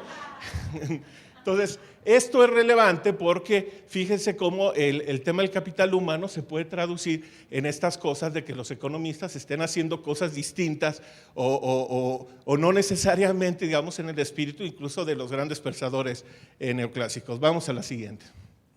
Bueno, adelante.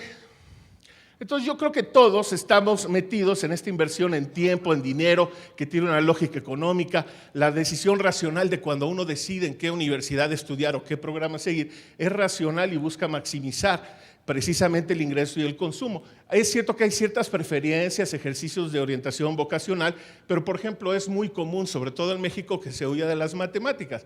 Ahora, la parte dura que tenemos, que es dato muy feo del observatorio laboral, tiene que ver con que un filósofo en promedio en México gana un poquito arriba de 10,000 pesos, mientras un ingeniero en aeronáutica está haciendo 40,000 pesos. Y estos son datos, digamos, básicamente al egreso. ¿Qué quiere decir esto? Que si Aristóteles hubiera nacido en esta época y como era un hombre inteligente y como él buscaba la felicidad y él viviera en el paradigma del consumo, Aristóteles seguramente sería ingeniero aeronáutico, ¿no? A lo mejor esto ayudaría para que fueran los aviones más estéticos y no nos pusieran los asientos tan pegados unos a otros, lo que estamos así. Pero el paradigma es que ni Aristóteles, ni Heidegger, ni Nietzsche, ni todos estos en un mundo actual tendrían que buscarse la vida de una forma mucho, mucho más difícil. Y este es un gran paradigma. Vamos a la siguiente. Y fíjense que a pesar de todo, de que estamos como llenando las competencias, este es un estudio que hicimos egresados de 8 distintas universidades en México, de las cuales éramos 3 privadas, 5 públicas, participamos voluntariamente y fuimos a preguntarle después de 3 años de que habían salido nuestros egresados, preguntas como estas, ¿no? Oye, ¿tu carrera mejoró tus perspectivas profesionales? Es cierto que hay un grupo que dice que sí, que mucho, y hay que decir que la experiencia de estudiar en la universidad es gratificante. Hay estudios mundiales precisamente de bienestar que reportan niveles entre 85 y 90% de satisfacción de que la experiencia de haber ido a la universidad fue muy gratificante, y esto es muy bueno. Sin embargo, claro, cuando se topan al mundo del trabajo, esto disminuye de una manera muy importante. Los que nada, poco, regular o algo satisfechos son mayoría respecto a los que están altamente satisfechos con sus estudios profesionales. Y luego les preguntamos, ¿estás satisfecho con tu trabajo actual? Y estamos encontrando respuestas de este estilo. Un porcentaje menor está muy satisfecho y el resto, digamos, tiene un cierto grado de insatisfacción. Probablemente por aquello que se dice que para no ser infeliz no hay que crearse expectativas, pero el paradigma del capital humano y lo que hemos vendido a nuestras universidades ha sido precisamente el hecho de que estudien una buena carrera en una buena universidad, que inviertan su tiempo y su dinero y que serán felices el resto de sus días. Vamos a la siguiente. Entonces, ¿qué hicimos? Para tratar de contestar esta pregunta, y una ventaja que tenemos que no tenían en su época ni Schultz, bueno, Becker acaba de morir, pero Minzer, ellos fueron teóricos de la teoría del capital humano. Hoy, con todos los datos que tenemos, las computadoras a toda velocidad, el Stata y bases de datos como la que creamos en Imagina México, que tiene más de 26,000 observaciones y que Iván entrará más a detalle, pero nos hicimos estas preguntas, es decir, vamos a ver qué tanto la educación está contribuyendo al aspecto de la felicidad. Entonces, lo primero es entender que en el paradigma tradicional, pues la educación tiene un efecto indirecto en la felicidad a través del ingreso. Y efectivamente, en esos parámetros, lo que tenemos al centro son los que ya han explicado los dominios de vida, pues encontramos que efectivamente el ingreso, digamos, tiene un efecto bastante importante en el tema de la salud, y en el tema económico tiene una relevancia bastante fuerte. Eso todos son parámetros significativos.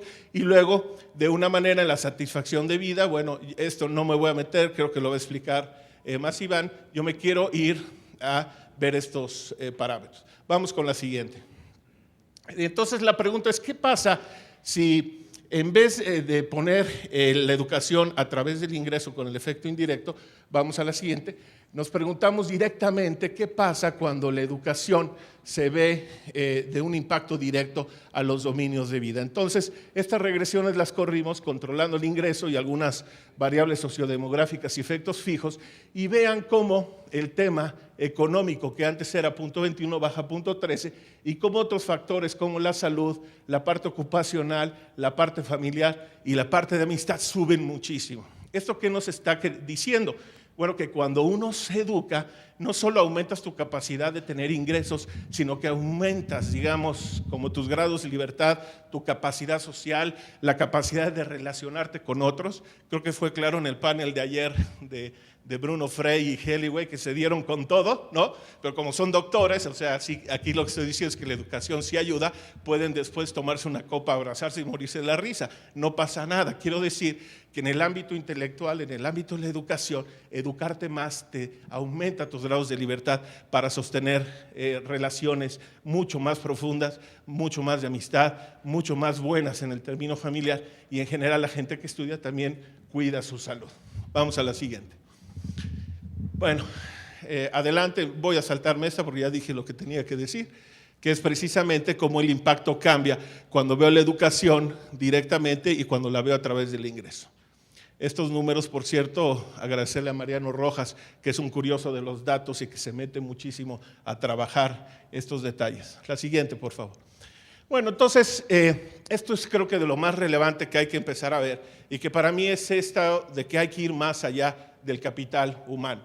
Es cierto que estas teorías están bien, que explican ciertas cosas, que el progreso mundial ha sido como nunca en los últimos años, Pero esto que decían de que ya nos estamos topando con un cierto muro obliga a cierta reflexión. Yo creo que mi reflexión tiene que ver con eso. Está bien ese efecto indirecto, ese efecto de capital humano de la educación a través del ingreso, pero yo creo que hay que empezar a estudiar estos temas y tenemos que convertirlos en asunto de política pública, de por qué se está generando un efecto directo de que la educación tiene un impacto por sí misma en la felicidad independientemente del ingreso. Las personas educadas tienden a tener mucho mayor niveles de satisfacción en los distintos dominios de vida. Vamos adelante. Y yo creo que algunos temas que quiero irles dejando es que cuando hacemos estas arañas de competencias profesionales orientadas a capital humano, ¿por qué no utilizar este mismo de técnica y las competencias que están de moda para hablar de competencias blandas o competencias soft? Por ejemplo, ¿qué pasaría? Esta es la telaraña de Luis Videgaray, ¿no? Entonces, por ejemplo, empatía, pues casi cero, gratitud muy baja en 1, conciencia, en fin, cuando lo requerido, digamos, para un servidor público debería de estar en los máximos niveles, ¿no? Ya que la política al final es la virtud excesa del servicio y requiere mucha prudencia, pues uno espera que sus gobernantes sean la gente más virtuosa y que tenga estas competencias y estas humanidades al máximo, ¿no? Nosotros hemos implementado, por ejemplo, allá en la UPAER, hasta dar sesiones de catas de vino, ¿no? Uno pudiera parecer que esto de catar vinos es un poco superficial y un poco bluff, pero en realidad lo que estamos logrando es dejar esta cuestión de la cultura, ¿no? Mi abuela decía que la cultura es eso que queda cuando se te olvida todo lo demás, ¿no? Entonces tú sabes cuando alguien tiene cultura y cuando no tiene cultura. Y las humanidades esto es lo que dan. Por eso tenemos que tener muy fuerte y empezar a medir estas cosas. Es cierto que es difícil medir la empatía y la cortesía, pero hay estudios en el área de Behavioral Economics que están midiendo ya el tema de la honestidad.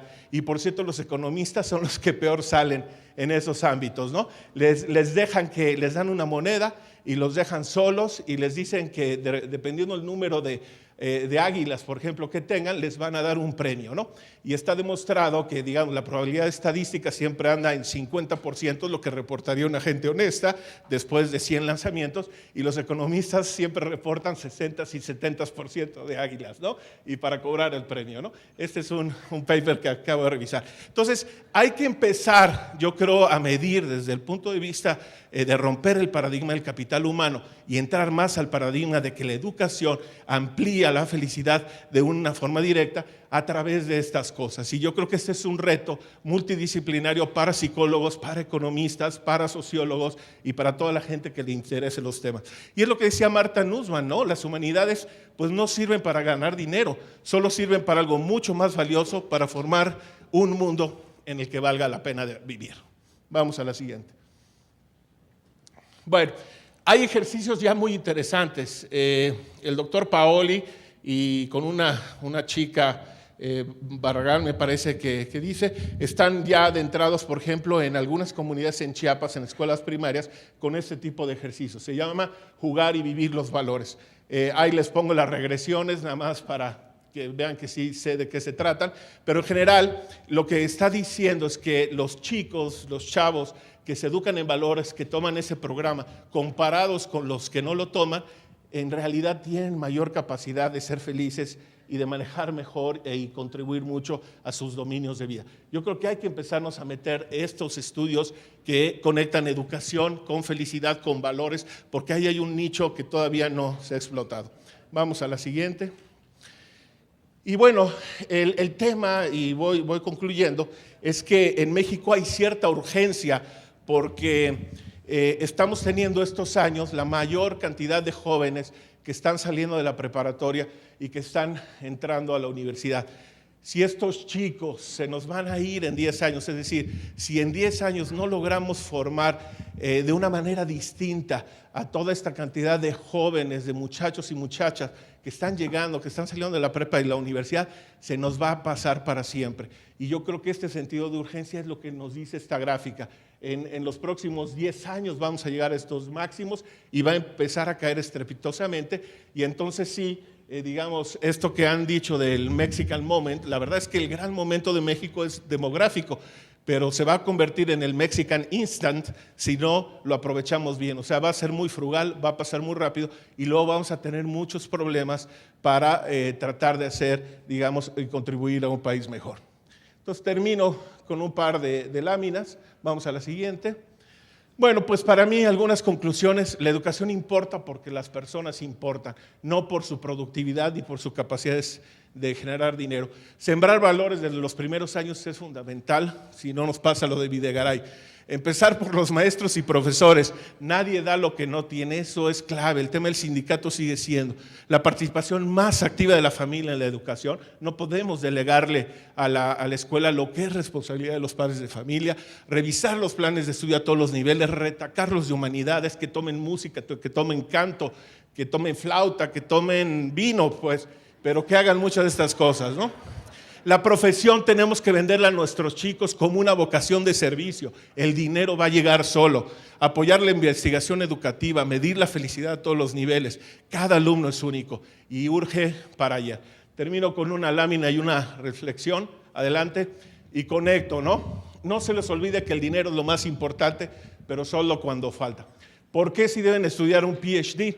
Porque en México la menor tasa de desocupación la tienen los doctores. Hay una gran demanda de doctores hoy en México, precisamente por el tema demográfico y porque hay que abrir espacios en educación superior a más de 1,5 millones de chicos en los próximos años. Entonces, la ventaja de estudiar un doctorado es que el dinero deja de ser un problema, puedes vivir bastante bien y dedicarte a hacer lo que te gusta, que eso es lo que precisamente estoy haciendo en este momento. Muchas gracias.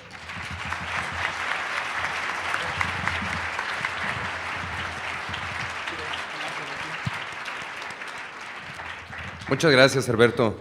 Bueno, pues estudiar la educación desde otra perspectiva, ¿no? Sacándolo de las regresiones normales que se hacen, para empezar a ver que una mayor educación pues, contribuye a generar mayores capacidades en las personas y estas capacidades nos dejan vivir y disfrutar mejor otras dimensiones de análisis del bienestar subjetivo, ¿no? Muy, muy interesante.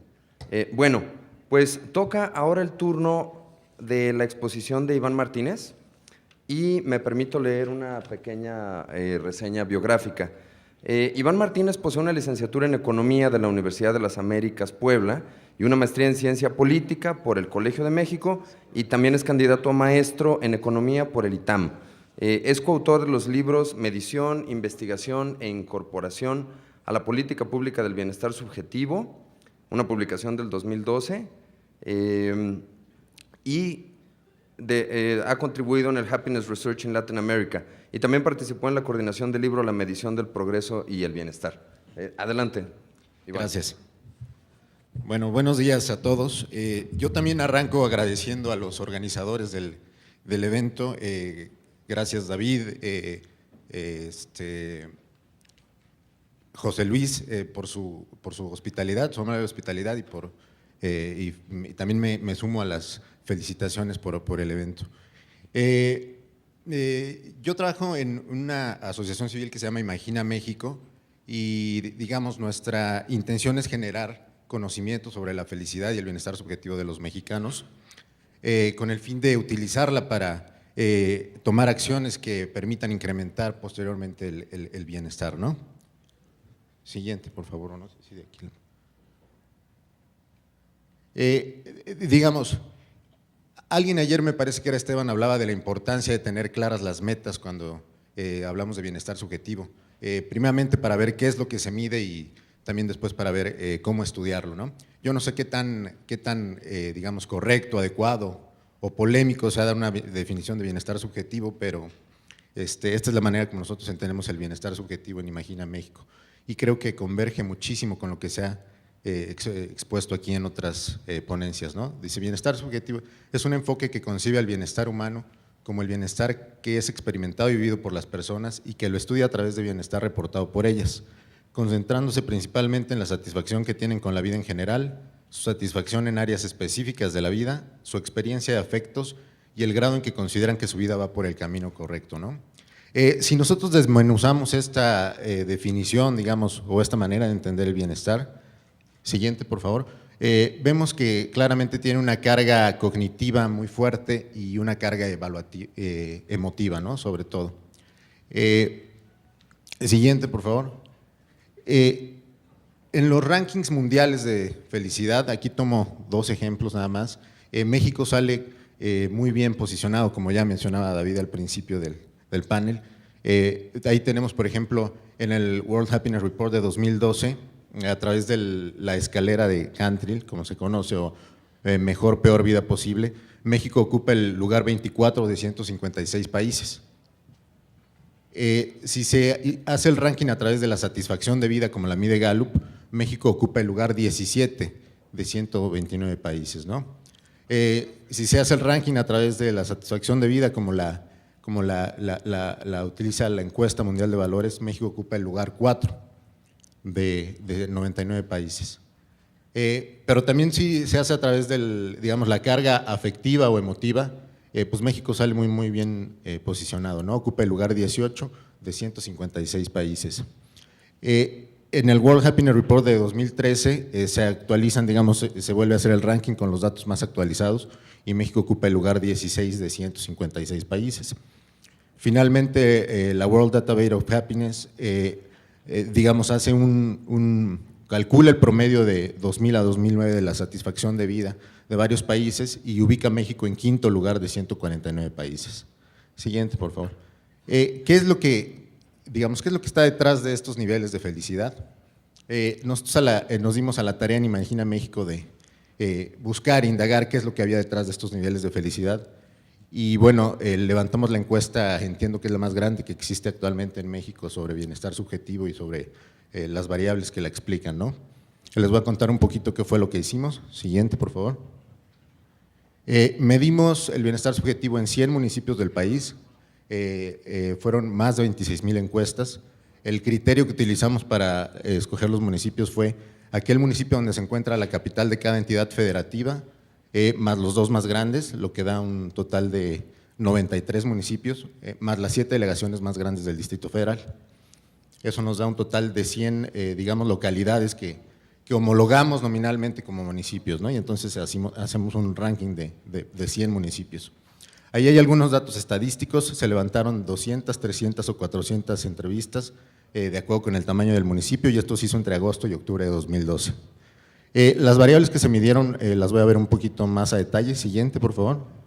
Primeramente se midió la satisfacción de vida, que es lo que se mide en todos lados o lo que más se mide y con lo que se hacen los rankings mundiales, pero también medimos, variables que explican a la felicidad, que nosotros llamamos componentes de la felicidad y que dan cuenta de estas 2 cargas que mencionaba anteriormente, ¿no? La carga afectiva y la carga cognitiva. Por un lado tenemos evaluación de vida, hay preguntas que indican el grado en que las personas consideran que su vida va por el camino correcto, satisfacción con dominios de vida, medimos 8 dominios que vienen ahí: salud, ocupación, económico, familiar, amistad, tiempo libre, espiritual y entorno. Y en cuanto a estados afectivos, medimos 5 estados afectivos positivos y 5 negativos, ¿no? Es decir, medimos la frecuencia con que se experimentan cada una de estas emociones en cada uno de los 100 municipios. Siguiente, por favor. También medimos otras variables que son un poquito más extrínsecas al individuo, pero que se ha visto que influyen o que impactan en su bienestar subjetivo, ¿no? Por un lado tenemos el grupo de la satisfacción con los servicios que brinda el municipio o la delegación en el caso del Distrito Federal. Fueron 6, recolección de basura, alumbrado público, parques y zonas verdes, seguridad, estado de las calles y oferta cultural, ¿no? Es decir, medimos la satisfacción con estos servicios, ¿no? Tenemos algunos factores socioeconómicos ahí también y tenemos disponibilidad de tiempo, ¿no? De qué tanto tiempo disponen las personas para convivir con su familia, con sus amigos y para descansar y relajarse. Así como relaciones humanas, que esto, se ha probado que es una de las variables o grupos de variables que impactan más en todas las sociedades, ¿no? Todas las culturas. Esto se midió a través de, 2 variables proxies que son el apoyo económico y el apoyo moral que reciben las personas. Siguiente, por favor.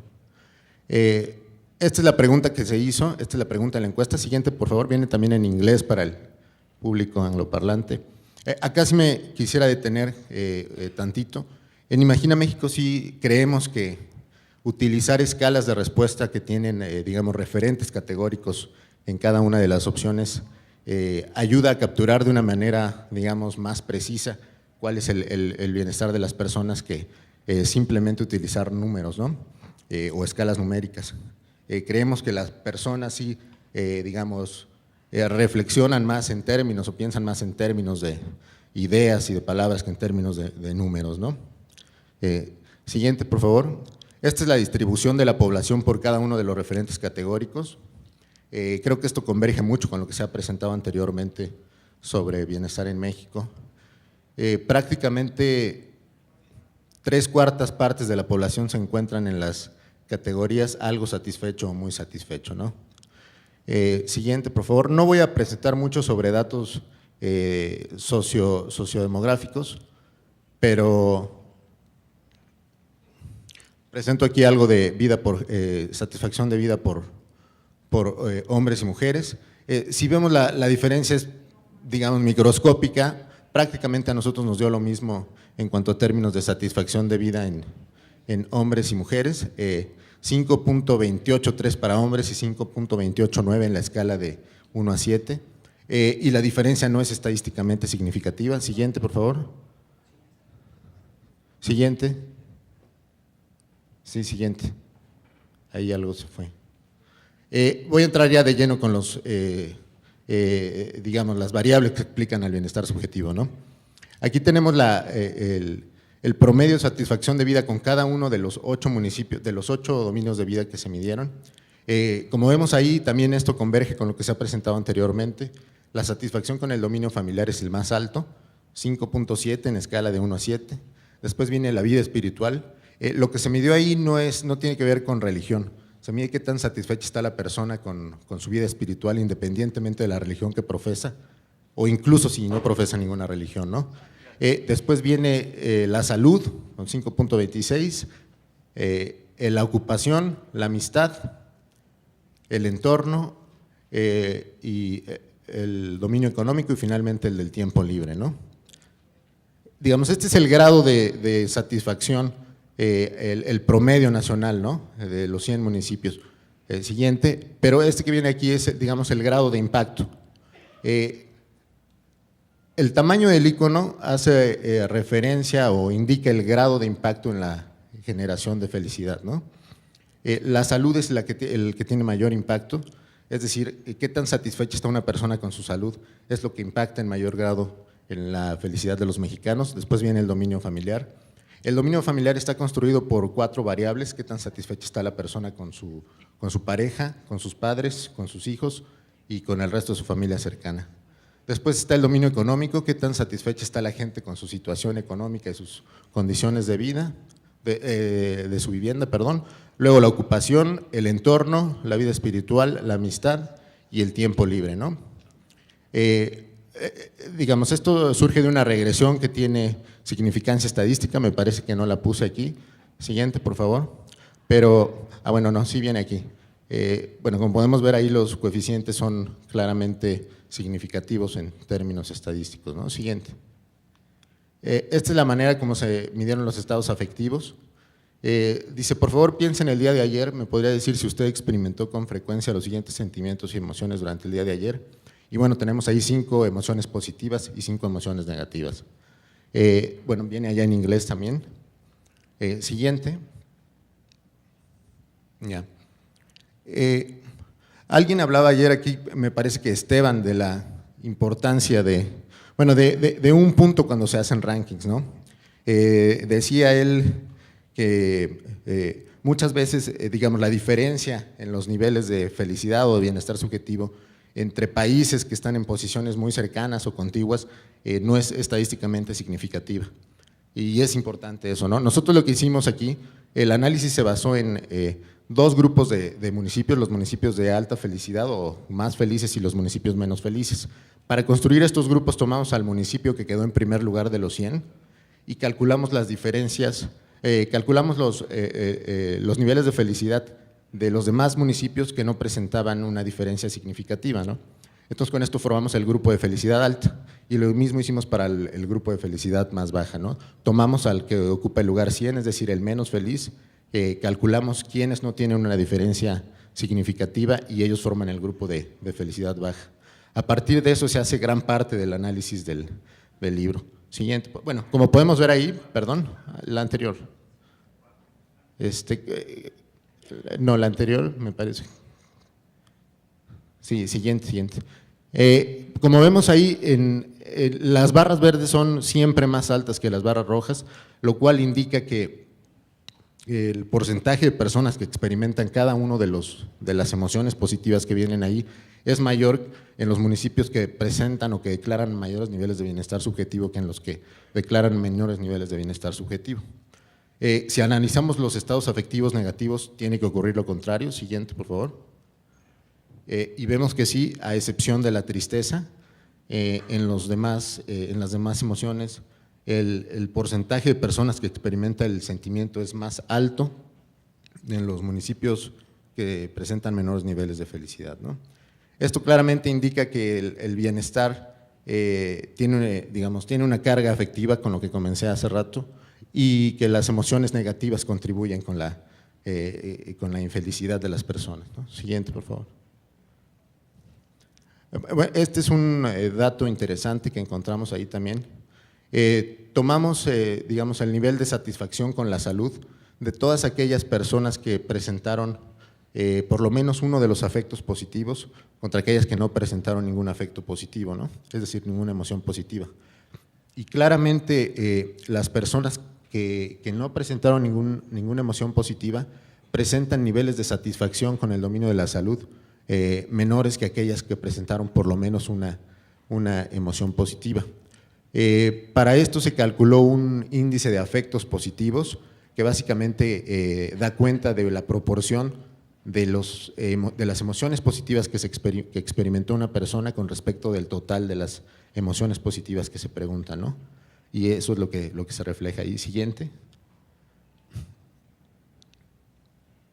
En el caso de las personas que no presentaron afectos negativos, es decir, que su índice de afectos negativos fue 0, el índice va de 0 a 1, evidentemente. Aquellas que no presentaron afectos negativos presentan también mayor satisfacción con el dominio de la salud, en todos los casos, para todas las emociones negativas, ¿no? Siguiente. Sí, pasamos a la parte de servicios públicos. Este es el nivel de satisfacción con cada uno de los servicios públicos. Aquí vale la pena notar que el nivel de satisfacción con los servicios públicos es menor que el nivel de satisfacción con los dominios de vida, ¿no? Es decir, los mexicanos declaran estar menos satisfechos con los servicios públicos. Siguiente, por favor, me voy más rápido. Bueno, aquí hay más de servicios municipales y orgullo por el municipio. Siguiente.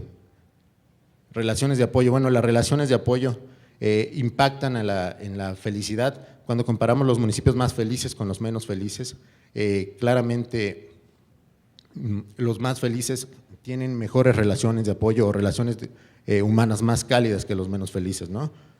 Siguiente, por favor. Disponibilidad de tiempo.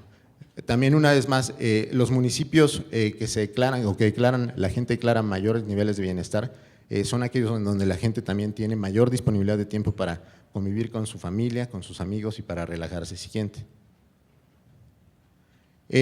Bueno, eso fue por el lado de, digamos, en la carga cognitiva o evaluativa de la felicidad, pero estas variables también le pegan a la parte afectiva, ¿no?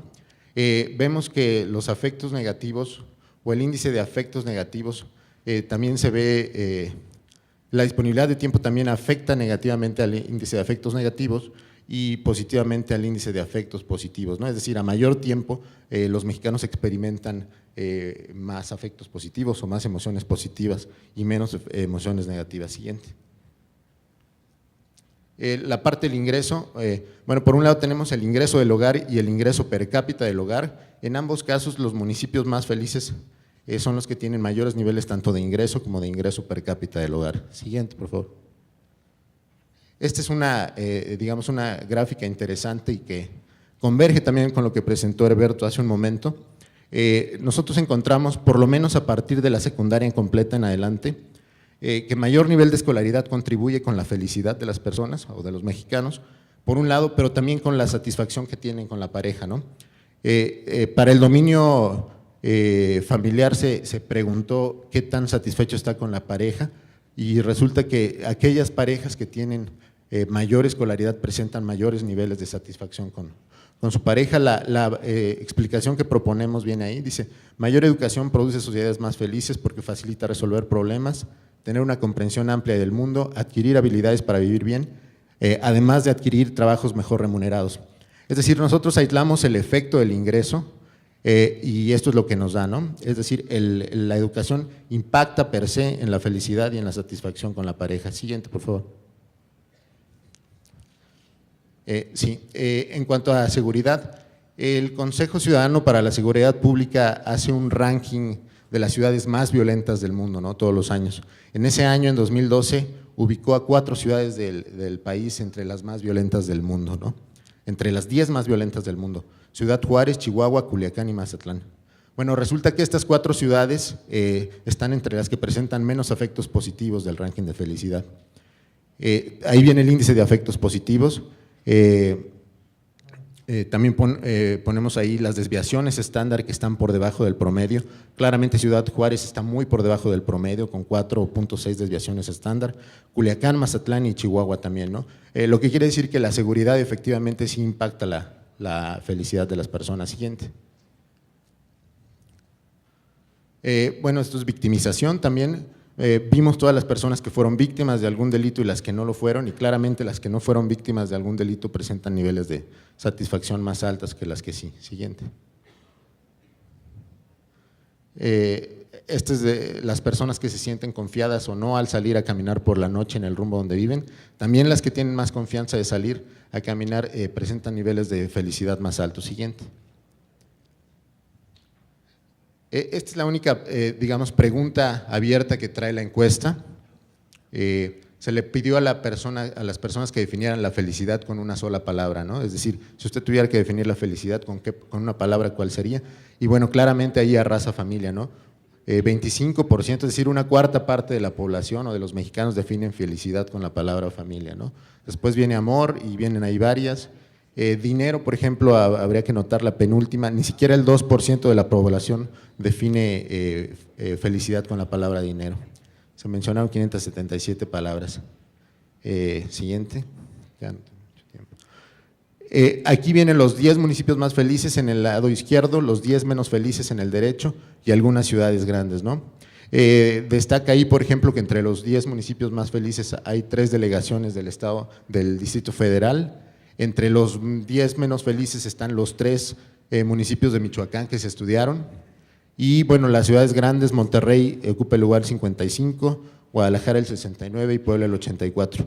Muchas veces llama la atención que Cancún, por ejemplo, está entre los menos felices, ¿no? En el lugar 96. Pero bueno, una cosa es entrevistar a la gente que vive en Cancún y otra cosa es entrevistar a los que van a vacacionar a Cancún, ¿no? Lo mismo ocurre con Acapulco. Siguiente, por favor. Bueno, sería todo.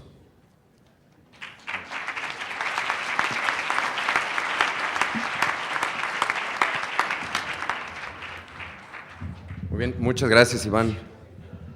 Bueno, pues nos sorprende ver que Guadalajara está en el lugar 69 de 100, ¿verdad? En el ranking. 68 de 100. Creo que tenemos ahí mucho trabajo que hacer para tratar de ser más felices aquí en la ciudad. Bueno, y nos confirma lo que hemos estado viendo en la mesa. Este estudio nos dice que las personas valoran más la salud, la familia y su percepción económica, ¿no? Y me sorprende ver que le dan un valor menor al tiempo libre, ya que van a hacer con su tiempo, ¿no? Bueno.